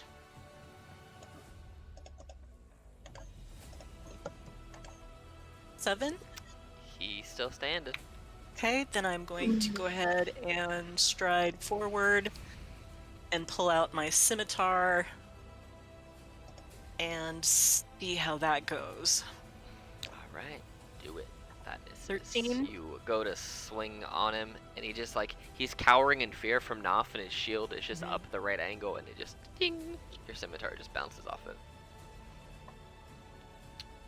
All right, so I'm just menacingly in my star form over him. All right. She's gonna use her last legendary action of the turn and move her movement speed. 3, 4, 5, 6. Moving closer, and as she gets closer, you hear her yell, "Die, die! Everyone must die!" Oh, good. Really don't like that. Oh no. Yes, that is your name. Best name. I guess I'm just gonna swing at one of the guys in front of me. Do you want to do it recklessly so you have advantage, or Can't wait. Can I do that yet? At level 2? I think maybe. I want to say that I definitely thought that was a later thing, but maybe I'm wrong. It's a level 2 thing. Reckless Oh, it is a attack level and 2 danger thing, great. sense. Yes. Cool. I just associated it with my level 3 stuff I was getting. Yeah, let's reckless. Let's do it. I mean, they have flanking advantage on you anyway, so what? Right? Right. So which one you attacking? The one above or below? Orange or green? Are they both like evenly like hit? Yes. Okay, then the one on the top. Okay. Roll me that at advantage. If you hold shift and hit roll for the attack, it will roll it at advantage. And control is for disadvantage. Bam! 24. You just turn and just whoosh, spin your great axe into this dude's gut. Nice. For 7. Jesus! Yeah, you slice the man in half. Yeah, the man is no longer alive. You just turn, whoosh, separate this man. He's dead. And then I just like turn around to look at the guy behind me like, you're next. He is not excited for the future. It is Me his neither. it is his turn. So he's gonna I'm gonna say I'm gonna do a wisdom save on this man. He's pretty scared of you. He's just gonna attack regularly rather than recklessly because he wants to not die. So, Well, so, he gets advantage of me because of my reckless attack. yeah. I mean, I was gonna say He also gets a crit, he's so- scared, so he just having to roll a crit. So you get 8 damage reduced to 4 as he goes to stab at you, and he hits you out of fear. It's just like perfectly hit. And he's gonna try and run away. So you get an attack of opportunity if you want. Hell 3, 4, yeah. 5, 6. So Okay, you hit getting him. that attack. 11. Yeah, you catch him in his legs as he's going to run, and you basically detach them above the knee, and he falls to the ground and bleeds out to death. I just like snarl at him. Yeah, he's dead. Yep. You just shall we say? So cool. So it's not a big deal right now, but remember you can't have a shield and use a great axe at the same time. You can't have the shield equipped. Yeah, I realized that. Yeah, my You're cool. AC is 17. Yeah, you're good. They weren't hitting you very hard anyway. Well, the crit hit, but you know. All right, so Yeah, no, yeah. she It had nothing was close in either direction. It was either it very much hit or very much missed. All right, cool. Yeah. So seeing that everyone's dying, she is going to go ahead and she sees you, Greenie, because you're the first one there. She's gonna go ahead and make 2 Eldritch blasts at you. Oh, fuck. 1, 2. 15 and a 16 on you, Greenie, for a total of 17 force damage. And then she's going to use her movement and walk right up in your face and just lean over you and just start drooling. And you hear, die, die, everyone must die. Greenie, it's your turn. Yeah. Wow, okay.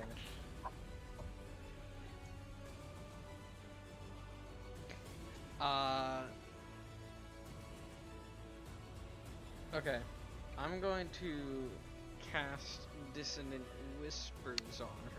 Great spell. Wisdom save, DC. I forgot how good you rolled, and all your saves are real high for level 2. Wisdom save, DC 15. Oh. She got it. She got it.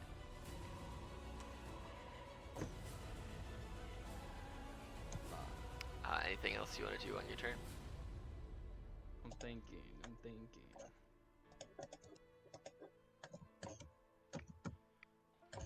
Remember, you do have a potion that you started with. So.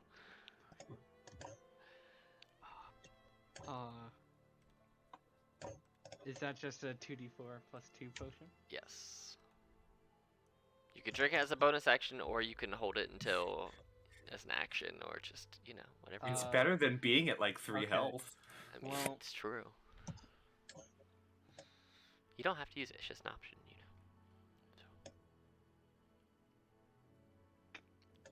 know. Also, who did you give your snacks to earlier that give temporary HP to people? Oh, me. Just to yourself, yeah. Who did you give snacks to? Because you have 2 of them that you gave out, and they're bonus actions to eat. I assumed that I just have them for now. Okay. fair Oh no, enough. sorry. Oh, the temporary HP. Yeah. I give a me 8-1, and I don't know if anyone wanted to say that they were with me, and I don't know if I actually shared them. we weren't. Fair. We're not friends enough. Fair. It's true. Does she take the half damage? From whispers. Yeah. Oh, no, she didn't. I forgot to add that on there. Maybe. She needs. I have 7. a flask of holy water. Oh, it would snap. take an action to throw, right, or something? Um, she's right in front of you.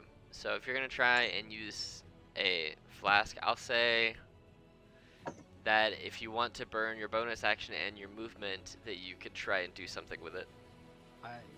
Yeah, I'll throw a flask of holy water at a demon-y looking kind of thing. Okay, just go ahead and roll just a straight, we'll say it's just a melee spell attack, effectively, for that roll. So just roll your normal, roll a spell. roll a spell attack. If you God, have any spell I attack do- rolls. I do not have any. I think I Okay. can there we go. Yes. 19. Yeah, that's gonna hit her. Does it say specifically what the holy water does? Because if not, the I target know what is it's a gonna do. fiend or undead. It takes 2d6 radiant damage. That's exactly That's what a- I was gonna say. It is. Thing? Yeah, holy water's a real thing. I mean, I know it's an item, but I thought it was just a spell component. I didn't realize it actually dealt damage to Yeah, you undead. can- Yep. All right. So go ahead and roll 2d6. As you pour this holy water on her, some of the shadow begins to rescind, as if that was very effective, almost like she was vulnerable to the holy water. I'm so happy I bought the holy water, man. All right, so that's your turn. Enough. Yeah, I see this. Need to calculate some distance. Going to walk, feeling slightly confident. Slightly. Walk a bit out of cover, and I am using a spell slot for it, but I'm going to try and attempt to transfer my cause fear over to her. Okay. Go ahead. It's wisdom save on this lady. Yeah. She feels the fear. Okay, as the other guy loses the fear because it's concentration. So he's no longer afraid. But I look to her as I hold my hand out again. I imagine, I at this point, I don't care about the eye. The bandage is probably just flowing in the wind somewhere. So I still have the skeletal visage, the green glowing eye, and I hold my hand out towards her, and I say, and I'm kind of semi-shouting this at her, seeing I may not be a warlock, but I see fellow powerful, like, possession, right? So I say, his will is stronger. The Undying King demands you be afraid! And that is my turn, as the flashing left eye socket flashes once more with, like, a brighter green. That's my turn. Perfection. Carrie. Okay. So when the holy water hit her, you said that it looked like It looked like it like did. was it like the darkness kind of coiling off of her? Yeah, it was like it was vulnerable to the holy water. You don't know if it was the holy water itself, or that it was because it was blessed, or because of anything, but whatever was specifically in that holy water vial coiled Does she it. look any less nuts at all? No, she just looks real messed up, though. She's not looking any less crazy. She still looks completely possessed, but she does look a lot... There's less shadow emitting from her, but she is still encompassed in it. Okay. She does not have her creepy tentacles that ripped the commander into many pieces. Okay. Okay. Ah, shit. I'm gonna do something stupid. It'll be fun. Don't worry about it. I'm gonna go ahead and advance up to... Whoops. Advance to here. And He's are gonna you... take an attack of opportunity at you as you run away from him. He's Oh, not... was I that close to him? I didn't think I was. Oh, I was, yeah, 'cause wasn't I? you- Okay, yeah, that's fine. You scimitarred That's that fine. guy. He's not You're right. feared anymore, so he rolls a 17 for 2 damage. Okay. Okie dokie. So I am first of all going to take an action and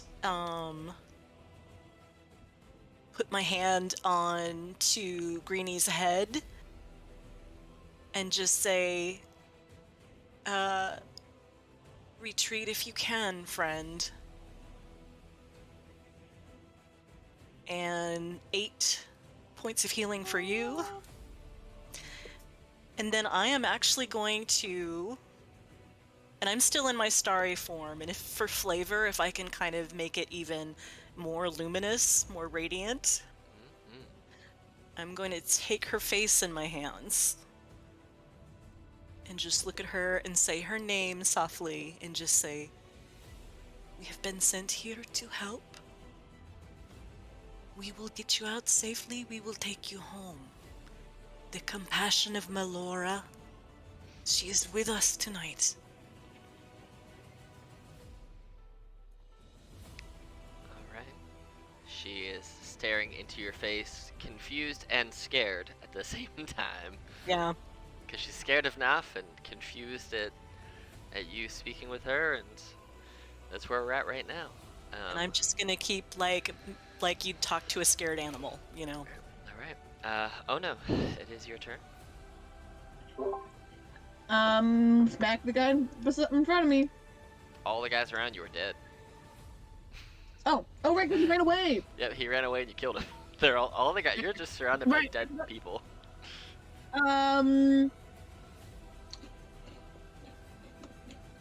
Are any of the guards still alive?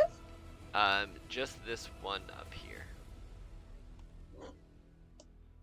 The one that was scared of Naf. Ah. I can't get close enough to him to do anything. You have a javelin, right?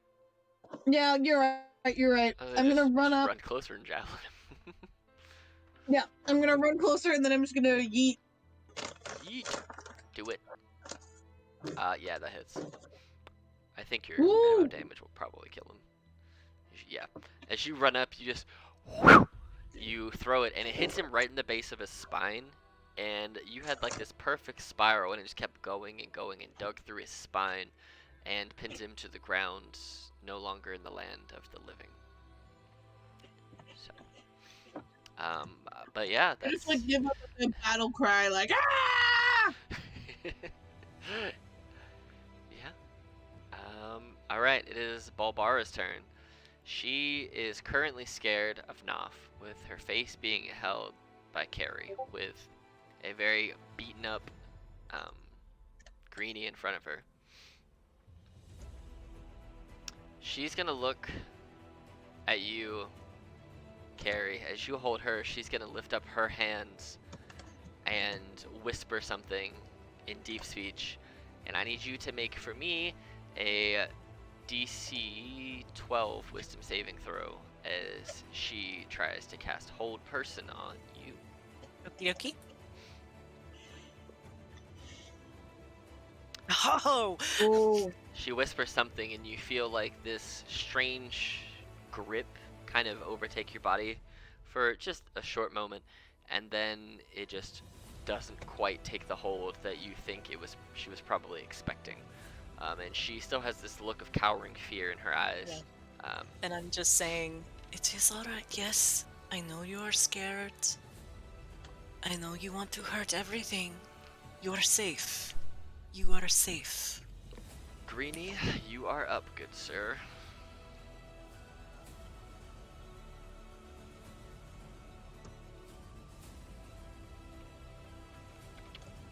What do you wish to do? Run away. All right. I'm muted. Okay. Yeah, I'd Um, say she's sufficiently distracted enough to. Yes, since she's been Pull using her both body. of her hands to do Eldritch Blast, she is just gonna try an unarmed strike you at disadvantage. Because, you know, she has a +0, so it's gonna be this -2, whatever this comes out to be, because I don't have the unarmed thing for her. So this is -2 to the roll. Oh! It's the most it's gonna be is 1 damage. So you Well, take. she has disadvantage because Did that I'm not- in oh, line of sight. I thought that rolled at disadvantage. Poopy. Wait. Oh my god, You take 1 damage as she just like claws at you. 1 damage. that's funny. Damn. But hey, it's only 1 damage. So she didn't have her dagger out, or else that would have been a lot more painful. That's true. Naf. Oh, she has to make that save again at the end of her turn, right? Well, I'm not done with my turn. Oh, sorry. Whoops. But she failed it anyway on her turn. She's still scared. I'm keeping that 1 for you, but Greenie, I'm it gonna is still your turn. healing word myself. Good call. That's a hell of a healing word. Third. Max Oh, level. I'm crazy.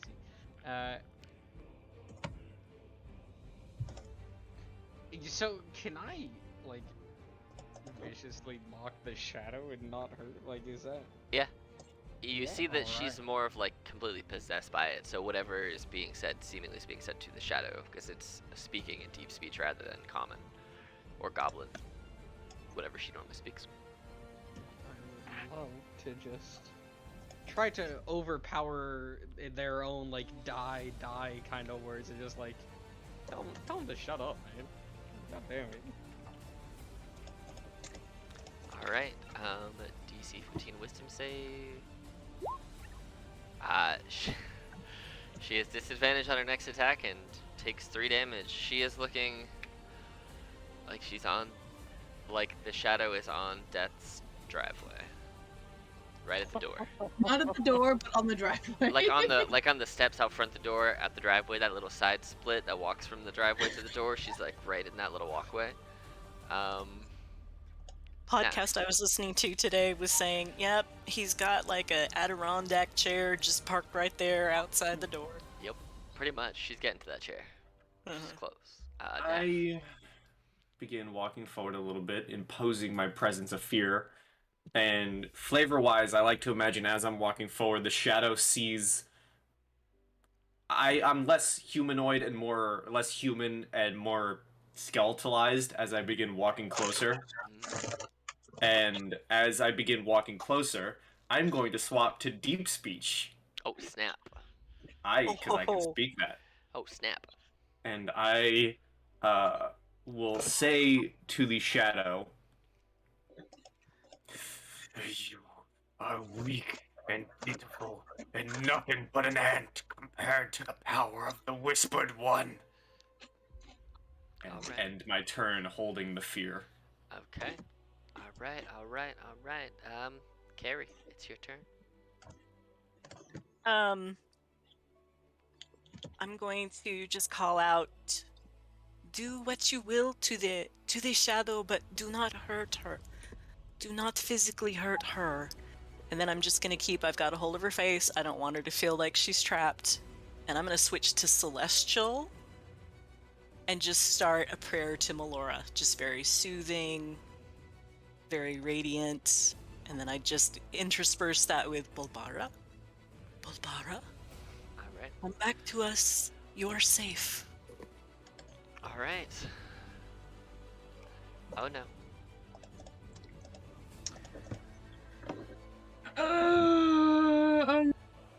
There's no one else to kill, right?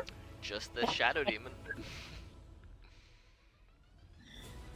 I don't know if I'm actually smart enough to really separate the evil shadow. Like, during a rage right now, I feel like I'm not really smart enough to tell the difference.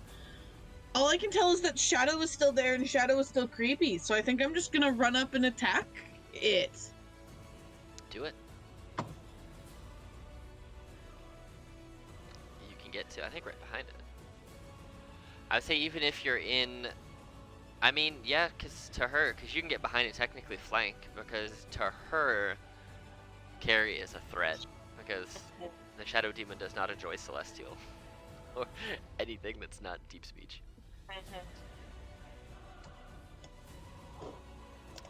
That will hit. Ooh.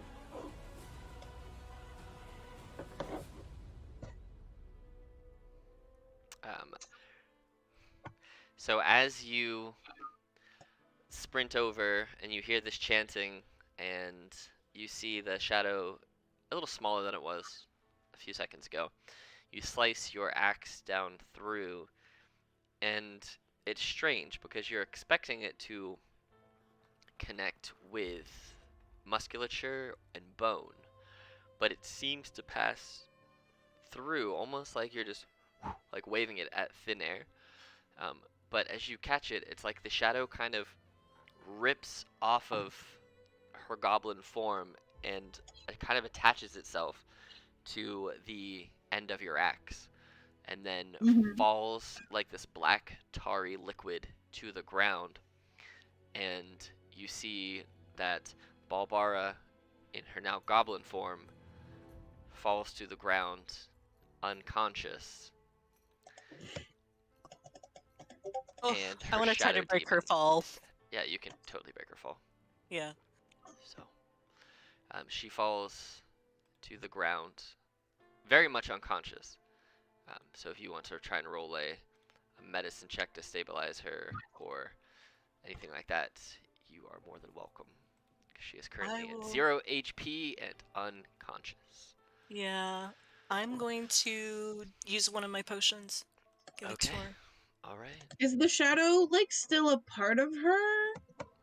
You see that the majority of it you reclaimed from her, but a small little bit is there and seems to climb into her. As far as you can tell, it may never be able to fully be separated.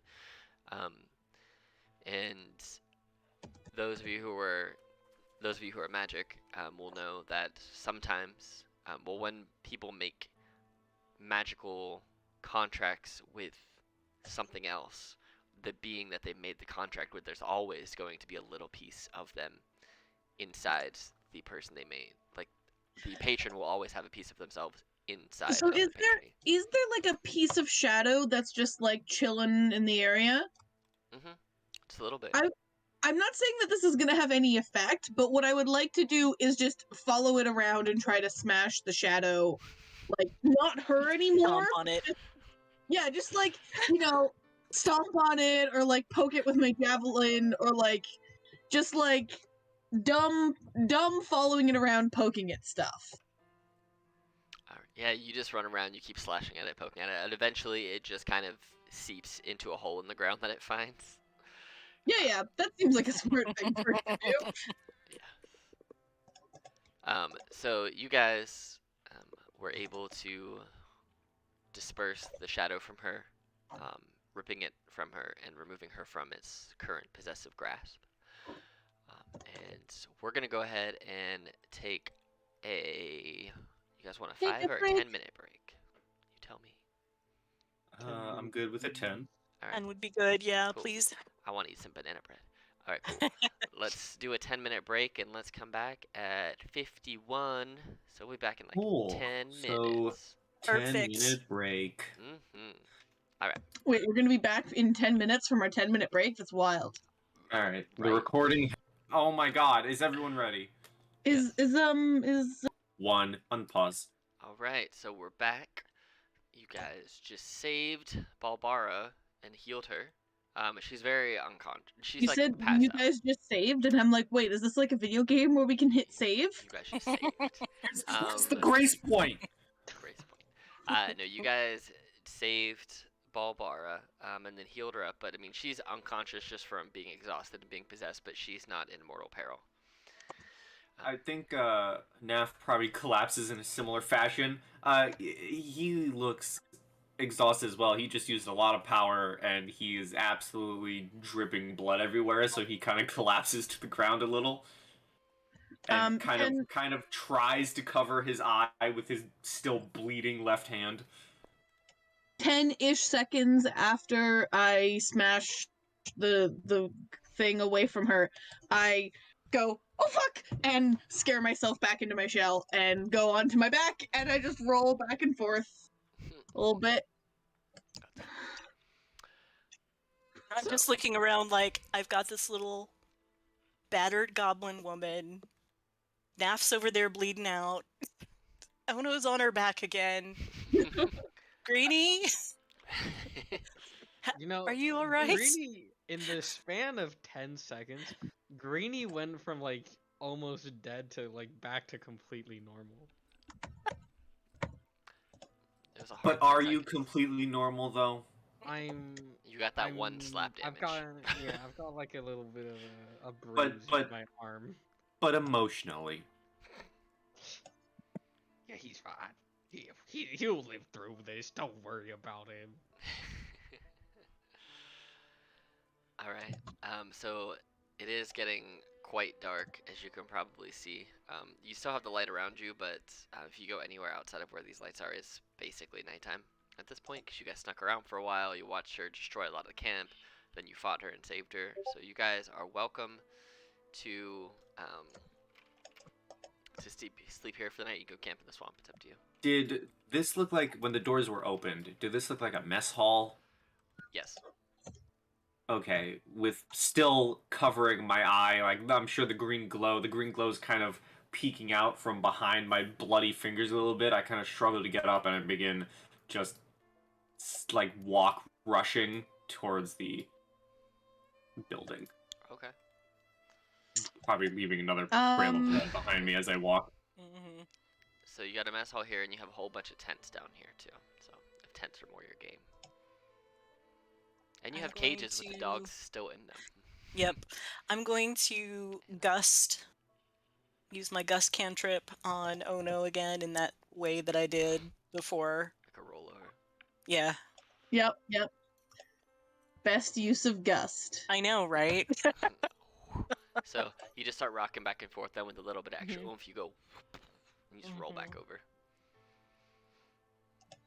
As I get to the doors, I'll kind of reach into my pocket using my right hand, and I'll fumble with it a little bit. And I'll pull out a torch and quickly light it, and then get back to covering my eye with my left hand, holding a torch with my right as I go into the mess hall. All right, you should be able just to walk. Let me put some light on you here. Boop boop doo. Actually, we're just gonna do it this way. Yeah, because there isn't really that much light in here, but we'll do it this way. Boop, boop. But here's what I'm gonna do anyway. We're gonna put a torch over here. We'll say there's some in here because it is a mess hall, so we'll say you don't need to have a torch on, but you can still have it on Cool. so you can see a little bit better. Well, I'm going to be walking to what I assume to be like the kitchen area, this back door here. You go back there and it's actually not a kitchen. It is a torture chamber. Table covered in blood with lots of different torture devices in this room. You can assume that she probably escaped from here and was trying to flee the fort when you guys arrived, and that's what blasted the guys off of the towers. And then they recaptured her and took her to the other tent where they continue to torture and kill and revive her. Are there any, bloodied or not, are there any rags around? Yes. I just quickly grab one and wrap it around my head to cover my left eye. It was And not then- bloody, but it was not clean. Fine. The eye's gone. But I wrap it around my eye and then I just walk back out and just kind of collapse backwards into one of these seats. Alright. Just breathing kind of heavily. Okay.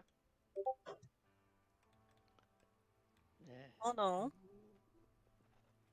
Can you take her into there? And I'm Into where? holding the Into- little goblin out to you.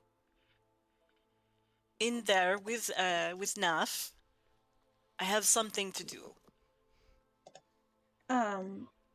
I guess I'm gonna try. I mean, I'm assuming I can assume if I'm not like in a rush that I can probably lift, drag, carry her over. He's just a little goblin. Yeah, she's a little goblin girl. Everyone knows you can always trust little goblin girls. I will Is be our right back. Is our DM muted? No, I don't know. I'm right here. Oh. Sorry, I was distracted. My dog wouldn't leave me alone. So I'm gonna hand He over. knows what you did! I'm gonna hand over Bulbara, and I'm gonna come up here. Okay. And I'm gonna come search these guards for the keys. They have the keys, and the cultist is also there. I'm ignoring the cultist for now, Okay. and I'm going to say, little cousins, to the dogs. Little cousins, I've come to let you out. I think we can find food. You do not want to leave here yet because there are traps, bear traps outside. Stay with me. Yes? And the dog kind of looks at you, goes, okay. All right. So I will let out the dogs. All right. So, Who let the dogs out? Thus answering that question. the three Let masters, loose the hounds of war! they immediately run over to the guards and start ripping them apart. That's fine. And Good job. As they go over there, and you kind of watch them, The the guy in the jail kind of backs away, just into the as far towards you in the cage as he can, just to not get human remains thrown on him. But you do notice as they like are throwing things around off of the guards that a very nice scimitar gets thrown in one direction, and a coin purse gets thrown in a similar direction. Oh, hello. The two guards each have a coin purse, and they both contain 26 copper and 17. Oh, so 26 copper and 17 copper, respectively. So we're just gonna say 50 copper total because I don't want to Okay. add those together. And you also find, it's kind of interesting that you're the one that went up there because this is the weapon you use: a black-bladed +1 scimitar. Hello. So it is a +1 scimitar, but there's nothing super special about it other than the blade itself is black, like it's made of onyx. Excellent. So I mean, that's just cool. Yeah, probably, So you might cursed or whatever, it still you might looks actually cool. be able to add black-bladed +1 scimitar into your Okay, into your inventory. I'll check. If not, it's just a +1 scimitar, and you can always just put it in the customization black-bladed. But Right. Yes, So for now, I'll just like slide that through my sash, and I'm just standing there, watching the dogs tear apart these people with approval, just calm. and then once they get done with that, they go in there and they start eating the food out of the actual tent, Mhm. and then they go to sleep in there. They're very good dogs. Very good boys. Are they boys or are they good? All dogs are very good boys. But they are both male Except for and, the one with and girls. male Yeah. and female dogs. Yeah. So, all right. Then I will just turn and stare at the cultists, not really changing my aspect at all. Just look at him and raise an eyebrow. Could you just let me go? Why are you here? I was, well, see, I was put I was in a I was researching. Yeah, that's what I was doing. I was researching in the Broken Vale Marsh, um, looking for stuff. But since I'm not necessarily what you would call human, and he kind of takes his helmet off or his headpiece, and he definitely looks like a very pale, um, very skeletal looking humanoid. Mm-hmm. If you want, you can roll a history check to see if you know what. I would like to, yes. Go for it. No idea. He just looks like a very malnourished, not Mhm. well taken care of human man. He says, see, I am a scholar and Mhm. a man of education from, I'm not from this realm. I'm from the far realm, from Rothold. And I came here looking, like I said, for stuff, and I got arrested for no reason other than they don't like undead, I guess. So, Rothold in I'm sorry, what was that? Blightshore? um, The Blightshore. well, I mean, yeah and no. I'm from there, but I'm a scholar of the Far Realm. I've been there a couple times, but I'm also studying it. And that's where I'm from Rothold. I would So, like to roll an insight check. go I for don't it. care about where he's from, particularly, aside from the fact that I know Rothold pretty well. I just would like to know about this getting arrested for no reason business. Okay. Roll an insight check and see if you can glean. Whoops, I think that was investigation. Sorry, let me do insight. Twas indeed. It's a good roll, though. Mm-hmm. Not so good. All right. He seems to fully believe that he was arrested for just being different. Yeah, okay, so to his mind, it was for no reason. Sure. I mean, you saw these people torturing a goblin woman who then got Yeah. possessed, so his story might Yeah. add up. Very true. Doesn't seem like he's lying. He's in a cage. Yes. He can't go anywhere. So. Did you see what they did to the goblin woman? Did you observe? I only saw when she was outside of here. They beat her Ah. when they drug her in. But it seems that they got what they deserved. Especially the guy All who right, stabbed the dog. I let you go. He's gonna walk over to the guy who stabbed the dog and just stomp on his head a few times, or the remains of his head. I like you. He's like, F you. And then he's like, well, I'm gonna leave now, so please don't kill me. Bye. And he just starts running very quickly away.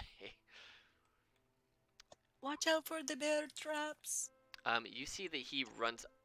He was gonna run up the tower, but then because he didn't expect the door to be open, but then he saw the door open. He's like, okay, bye, and he just takes off out the front door.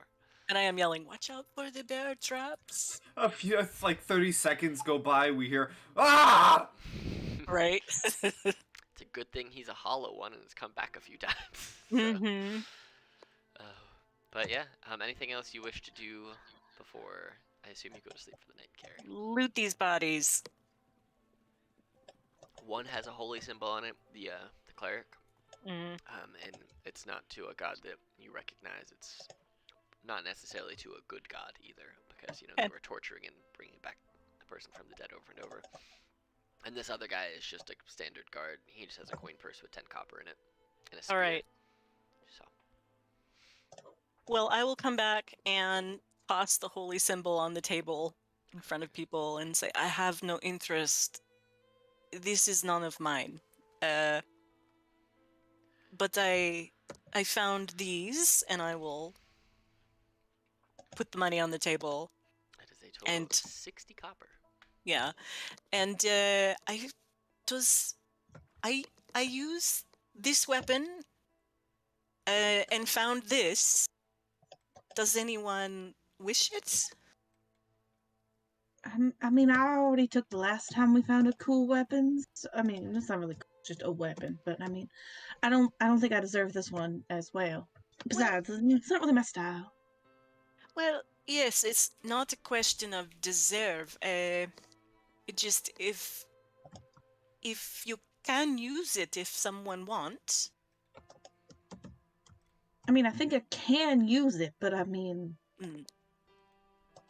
I'm happy to keep. I like it. And I'm like, turning it over and looking at the blade and the light. anyone have any complaints if she keeps it? I nod my head, and I would like to reach over with my non-bloodied hand and grab the holy symbol and see if I can tell what it is. Go ahead and roll a religion check. Religion. I added the scimitar to your thing, and it is... Actually, I should make it +1. It just says black-bladed scimitar +1 in your inventory, so all you gotta do is click it to... There's no black-bladed one per se, so I just named it that for you. Thanks. With this, it's from a... It's not a god that is common within the pantheons. You'd have to go and do some more research. It's not one that you have ever seen, so it's not one that you necessarily recognize. It's not anything from like your past that you've seen, but it's definitely to someone. It's likely not to someone good, because it's got blacks and darker colors on there. But you imagine if they're continuously killing and resurrecting someone, it's probably not to a god on the lawful or good side of things. So.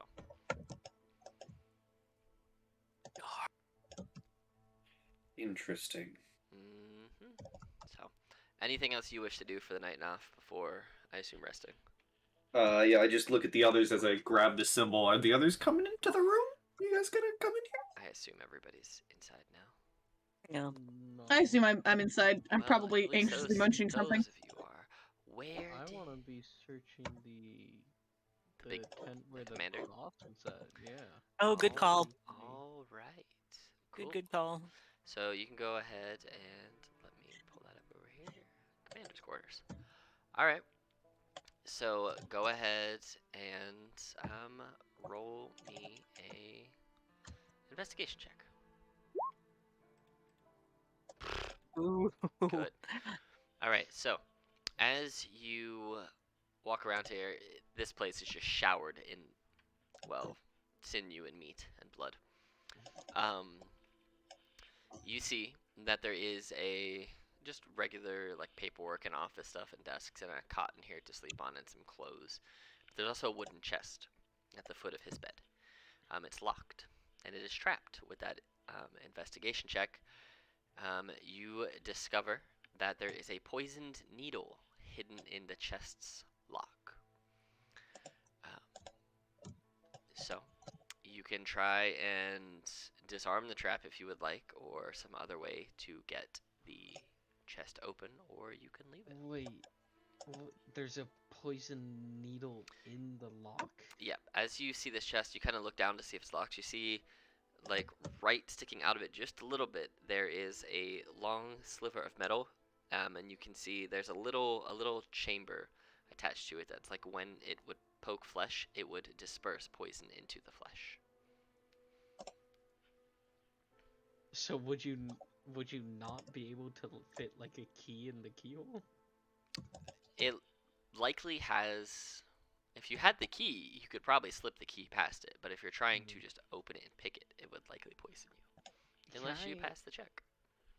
Can I spend a couple minutes trying to like search the chunks of the commander? Oh god. And Yeah, then before I you try can. disarming it. Yeah, you can do that. I'll say you can do another investigation with advantage since you got a good one before. Okay. You are able to find what you think might be the key. It's a key that looks like it would fit, so. I think I'll be safe. I'll try getting it in there. Okay. So go ahead and stick it in there and turn it. And I'm just going to roll a D100. You tell me, do you want it high or do you want it low? Ooh, high. Always high. Yes, sir. As you Mhm. very dexterously, you take this key and you slide it in, and you're sweating. You're getting real close to this needle. You feel it start to just brush the back of your hand as you got to put this key real far in there, and it's like your scales are just warding it off just enough. You feel like if your skin was any softer or any fleshier, it would be pierced. But you get it in there. Hold your breath for a second, and you just turn it. And as soon as you turn it, the needle spits out across the room and plunges into the wall and just breaks. Ooh. And as you flip open this chest, you find a 10 silver ingots stamped with the crest of the Dwendalian Empire, as well as a potion. And I'll say, go ahead and give me a Arcana check, and I can tell you if you know what the potion is right off the cuff. Oh yeah, you know. It is a potion of mind reading. Ooh. And as you look a little further in here as well, you also find a ornate coral-handled dagger, a magnifying glass, and a dog-eared book of Eastern Wyandir mythology titled Fabled Mutants of the Miscath Strand. So, I copied those and put those in chat for you. Okay. I'm gonna take the potion and the magnifying glass. Okay. You can carry the ingots as well. They're not super heavy. They're only probably about half a pound each. Could I like drag the entire chest to the? I mean, if you want to, you could probably just pick it up and carry it. You're a pretty averagely strong person. So I'll come barging in and drop the chest in the middle of the ground. All right. So you guys see all of these things. You see more of just the iron ingots just tumble out. The potion, luckily, it wasn't in there when you did that, or else it would probably have been smashed. Um, but yes, so you have all of those things. Oh no, was there anything? Well, Greenie, was there anything else you wanted to do for the night before bedding down? No. Okay. I mean, I Any- think I'm gonna make some snacks if I can, but like that's about it. All right. So you go ahead and you make some snacks, and you guys can bed down for the evening. Can we set watches? You can, or you can also go and relock that front door to the fort, and then lock the door to the chapel where you're at. If you want to do it that way you don't necessarily have to watch, but you're really secured. I'd like to do both, but that's Alright. me. Okay. Your mastiffs will sleep with you guys inside the Oh, big hall too. puppies! So I want to Yeah, keep them. before passing out, Naf would ask if anyone had any problems with him keeping the holy symbol. No? You're not gonna do anything like evil with it, are you? guy If you uses blood for If magic. I can. research evil. If you Who, me? consider research evil. I mean, I wouldn't consider it necessarily good or evil. I think research is inherently neutral. That is a good way to think about it. It's what you do with the research. Alright, well then, I'm just gonna hold on to this. And I kind of clutch it close a little bit, and I immediately kind of like fall backwards onto the table a little bit and just pass out.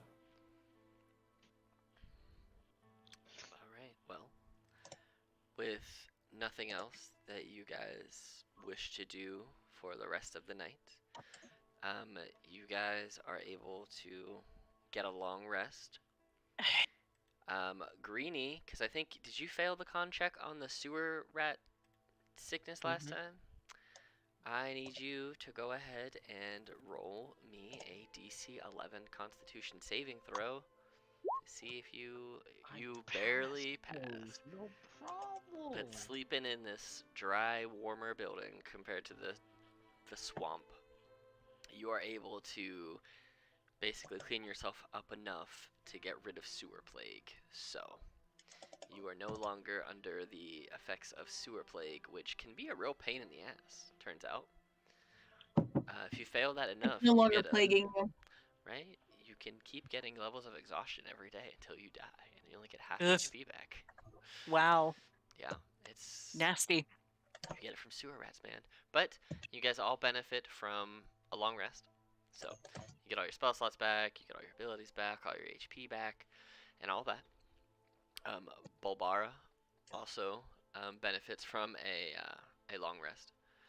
And the next day, upon all of you waking up, she is back to normal, like nothing happened. She's looking spry, she's looking good. She's actually left and come back. She went and acquired the ingredients she was actually looking for without any trouble or hassle because there's no guards to arrest her this time. You guys wake up in the morning. You can have a nicer breakfast here than out in the swamp because they have a full kitchen. Oh, I definitely take advantage of this, and I make a very nice breakfast. And I'm trying to think of like who I like and give 2 hit points to. I don't know. Why don't I just there's what 3 people? Well, so those are ones they can eat at any time. They don't have to eat them right now. So if they're in the middle of combat, they can just swing it down real quick, and then they get to temp HP, which can keep them alive. You can just start a food fight and throw one. Yes. Yeah, great. I'll do that later. Okay. So while you're doing that, I actually want you to go ahead and make me a cooking check, which would be a D20 plus proficiency, so plus your I'm gonna say it's gonna be performance because actually no, medicine, because food is medicine. So a D20 plus 6. I love this so much. Oh my god. So with a 23, Now go ahead and roll a d10, and for the next, well, until they're gone, or until 24 hours is complete. Jesus, everybody is going to get 10 temporary hit points. Oh. And these ones, unlike other temps, these you can stack temporary hit points on top of these, but only the one time. So if you stacked like the snack on top and got 12 total, once those were gone, it's it. You can't stack them. You can only stack on top of these 10 one time. So. Okay. Incredible. So you all, once you benefit from your long rest, you all for the next 20 till your next long rest, or until you lose them, you have 10 temporary hit points from the gourmet breakfast that Oda made Holy for you crap. this morning. What did you make? I just want to know. I'm not really sure what I had like available to make, but I feel like I would have had like a mixture of stuff. I feel like I would have made like an exceptionally good porridge. Like, because I feel like those are ingredients that like they would have had but not really necessarily known how to deal with with dried fruits and grains and stuff, and I just make like a ridiculously good porridge is what I feel like I make. Dang. I feel like that's kind of lame, but that's what I came up with.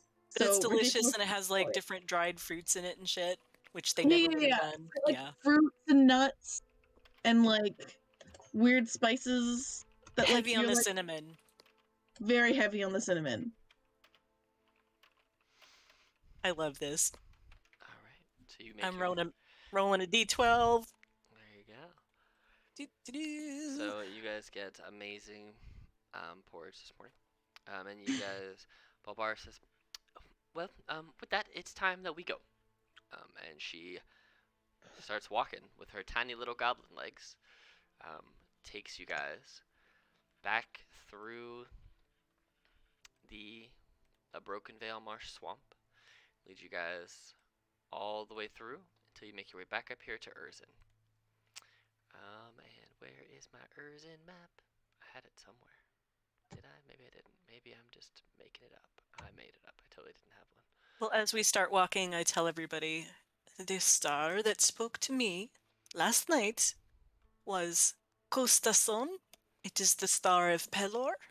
So today we give thanks to Pelor as we make our way back. Pelor's all right, I guess.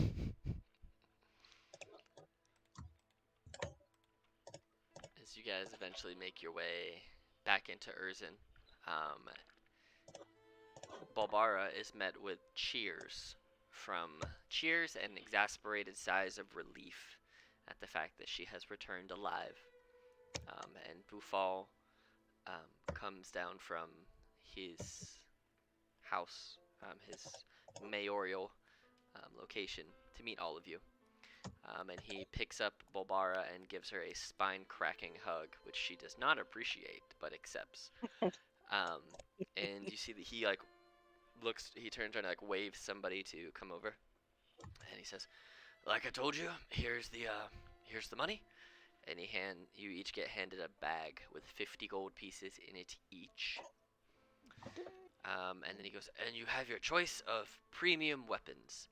And you soon come to find out that their premium weapons are just standard weapons and armor because they don't have the ability to enchant weapons. So for them, they are just the nicest weapons they have, just not rusted and chipped and broken, but they're still nothing better than what you currently have.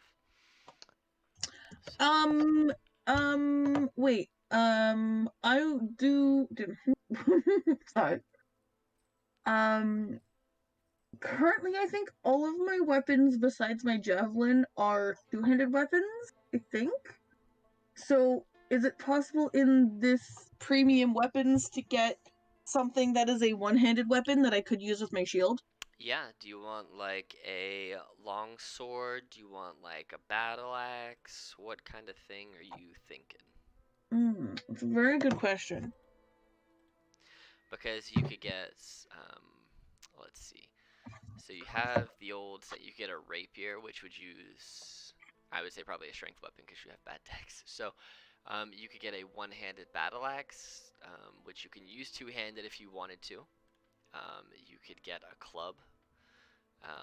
You could get a scimitar. You could get a flail if you wanted a flail, just to be wild. Hand axes. You can get a hammer, a longsword, a mace. Plenty. I just whisper to you, if you want the scimitar, you can have my other one. A war pick. Is a warhammer an option? I just like smashy thing. Yes, Wait, it am is. I able to wield warhammers? I feel like I you can probably wield am. all martial. You can wield all weapons basically. Cool. So you can get a warhammer and you can use it with one hand or two hands. It is your preference. You have a longsword on your person. Oh yeah, I totally forgot about that. But if you want a warhammer instead of a longsword, we'll just switch them out. Or you can have both if you really want to. I would like both. Cool. I would like to collect weapons. All right. Well, until I can't carry them anymore. Yeah. Well, you have your warhammer, as well as that. So yeah, it'll show, if you look on the sheet, it has the 1d8 plus 3, and then under it's 1d10 plus 3. So you can choose to use it as one-handed or two-handed if you want. So. Okay. So, but if you use, but I assume if you're two-handing, you're probably using your great axe. Yeah. I'm going to try to remember to use a one-handed weapon from now on, because I feel like I want to use my shield because she's a scaredy cat. Yeah. But I don't know, when she gets raging, I don't know, maybe she just gets real smashy. I mean, that is a real thing that could happen. But you guys spend, to get back there, it took probably the majority of the day, and since nothing really happened as far as like negative experiences in the swamp, I'm just gonna say you can keep, because you're gonna end up having a long rest here before you can go anywhere. I'll say you can carry those 10 hit points over into the day after, because it's not like anything drastic happened on your way back there. It was a pretty, with a woman who is very familiar with the swamp, since this is where she lives, you were able to just navigate the whole place, the Broken Vale Marsh, with no problem. You saying that we could have done that if our original guide hadn't been useless as well on the way to get there too? Yeah. 100%. You know, I hate that guy. I'm 100% gonna rat him out. He's already back, and he's just hanging out. Did he just leave us or something? Mm-hmm. Yeah. Oh yeah, he just left. He did dip out. So no, I'm 100% calling him out. He's like, should have paid me more. That's all he says. I look at the mayor like. He goes, he's got a point. I only paid him for one day. I didn't pay him for every day. I expected you to pay him since he was your guide. Thanks for letting us know that. It's good that you informed us of that. I figured he would tell you. And I look at him and go, thanks for informing us of that. It's good that you told us that before you took off into the swamp, where we had never been before. You made it back fine. No worries. If we are traveling back in time, if no one took anything from the chest, could I have taken that ornate handled dagger before we left? You guys can have all the stuff in the chest on your person, so you can split it up however you want. I'm not trying to carry. There was a dagger? An ornate coral-handed dagger. Amused that you didn't say anything about that. Oh, well then I would have asked for the dagger. I blanked on the dagger being there. It's right there in the chat. But yeah, so you guys Also, can split that up. Too. That's worth 10 gold. Jeez, yeah. It's a book. You know how much? I kind of just want the dagger to be a fancy dagger I can stab people with, not to sell. Magnifying glass costs 100 gold pieces. Fun fact. I know. I put it in my inventory and I saw that. I was It's Jesus. It's stupid. But yeah, so you guys get your rewards for completing that, and he throws together a larger dinner than you had yesterday for the safe return of Balboa. And as evening comes to close, you guys... Would we have had a chance when we were walking back to, like, have a quick chat with Balboa about the whole, like, demon thing? Yeah. If you were asking her about it, she would basically tell you that she does not recall anything after being resurrected the second time. She remembers being tortured, and after her second death, she reached out to her patron just asking them to end it permanently, and that is the last thing she remembers until she woke up in your hands alive. Hmm. Yep. She doesn't I like how know. her reaction is just, Yeah. She doesn't know the name of her patron. Mm. She just calls her the Shadow Mistress. But Oh, it's a that, girl shadow demon. yeah. You You know know, what? Equality. She can. you know, you rid the world of portraying dog murderers, so I am fine with this patron. Oh, I remember that. She flashed me in for that split second, and I saw some heads pop, and then Yes, it was it gone. was well done. It was well done. Good. um, but yeah, so you guys make it back. You guys get your stuff from them. I take slight issue. I don't make it visible, but I take slight issue at any mention of any patron possibly even having any sort of greater power. That's not what I said. Do I still have the dogs? They came back with you to the village, and they are going from house to house begging for Yes. scraps. Eventually, they find homes. Okay. I would make sure that they, had Yeah, somebody Get to take care of. themselves adopted. two of them actually get adopted by the speaker of the town, and the other Excellent. one decides to stay with Balboa Oh, that's good. to protect her. That makes me happy. So Yes. it's this big old mastiff. She could actually ride on it because it's medium and she's small. So When we get back, I assume, I'm hoping that the town took good care of Tendon, my horse. oh yeah, Tennant is alive and well, if not brushed a little too firmly. I go check up on him when we get back. Fine, he liked it. I mean, he wasn't mad about it, but it's definitely not the way that you would brush Tendon. But somebody took care of him, so. Good.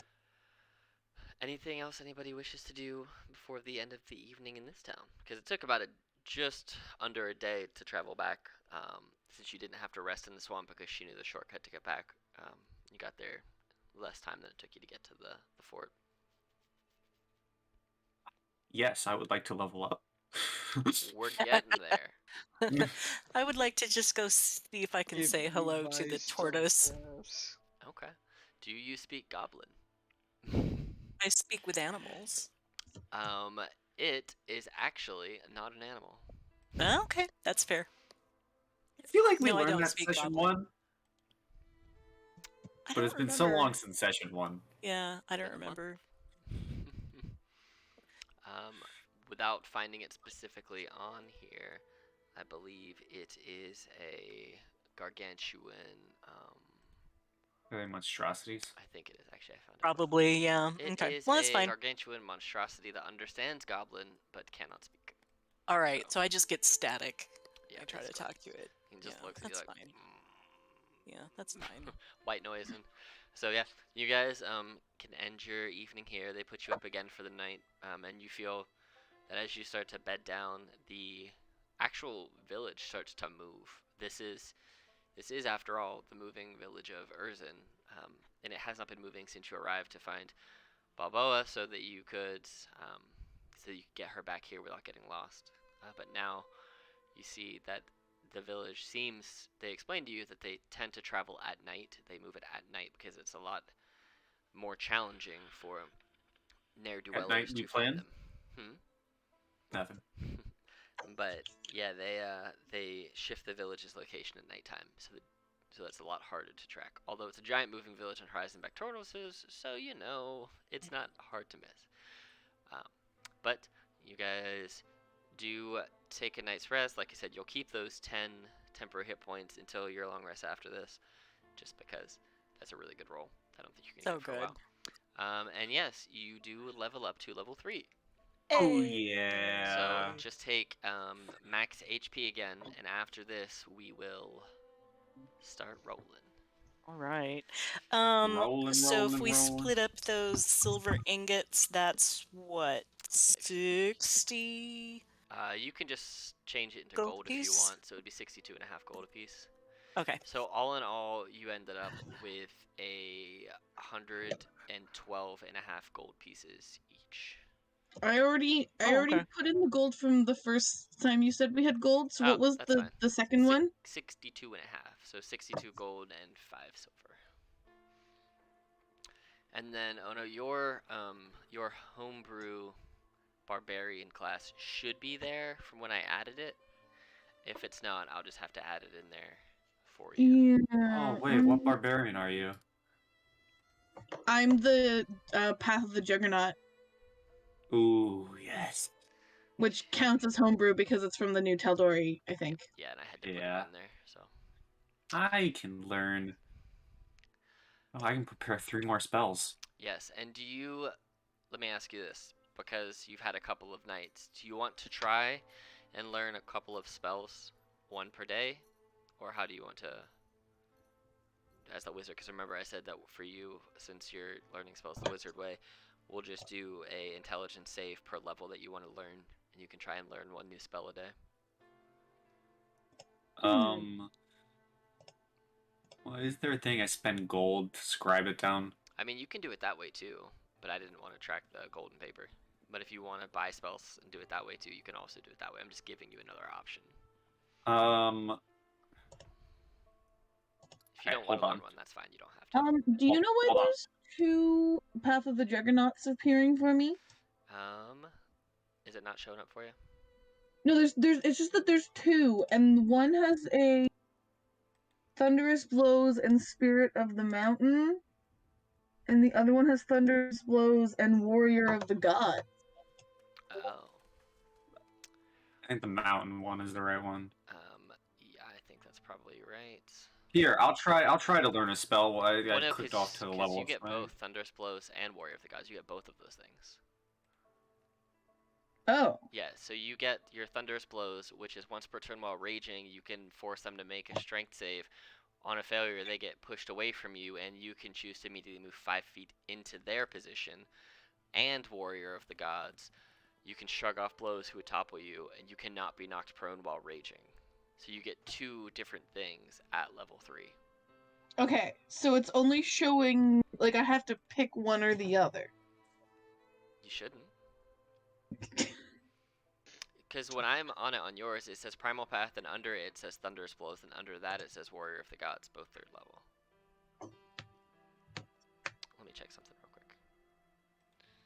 Dun, dun, dun, dun. What we'll go ahead and do is, let's just tell everybody what the classes are that you guys are taking, your subclasses, and then I can just end the recording and we can figure it out. Alright, so... Okay, that works for me too. So, cool. So we got... what? We'll just go left to right, and we'll go with... let's go with Esther. What are you picking for your 3rd level of Barbarian, and I'm going with my Primal Path, Path of the Juggernaut, and I'm real excited. Ooh. Alright, next up on that list, we have Naf. I am taking a 3rd level wizard, and I still remain blood wizard because I got that at level 2. Excellent. Next we have Carrie. 3rd level druid, and like Naf, I got my circle of stars 2nd level, so sticking with that, and I'm excited to have another slot for spells. Excellent. And last but not least, we have Greenie. I am now finally a creation bard. Yes! Excellent. Excellent. All right, so well, with that, we will go ahead and end the recording. The next session that we have will be 2 weeks, so that will be on the 19th.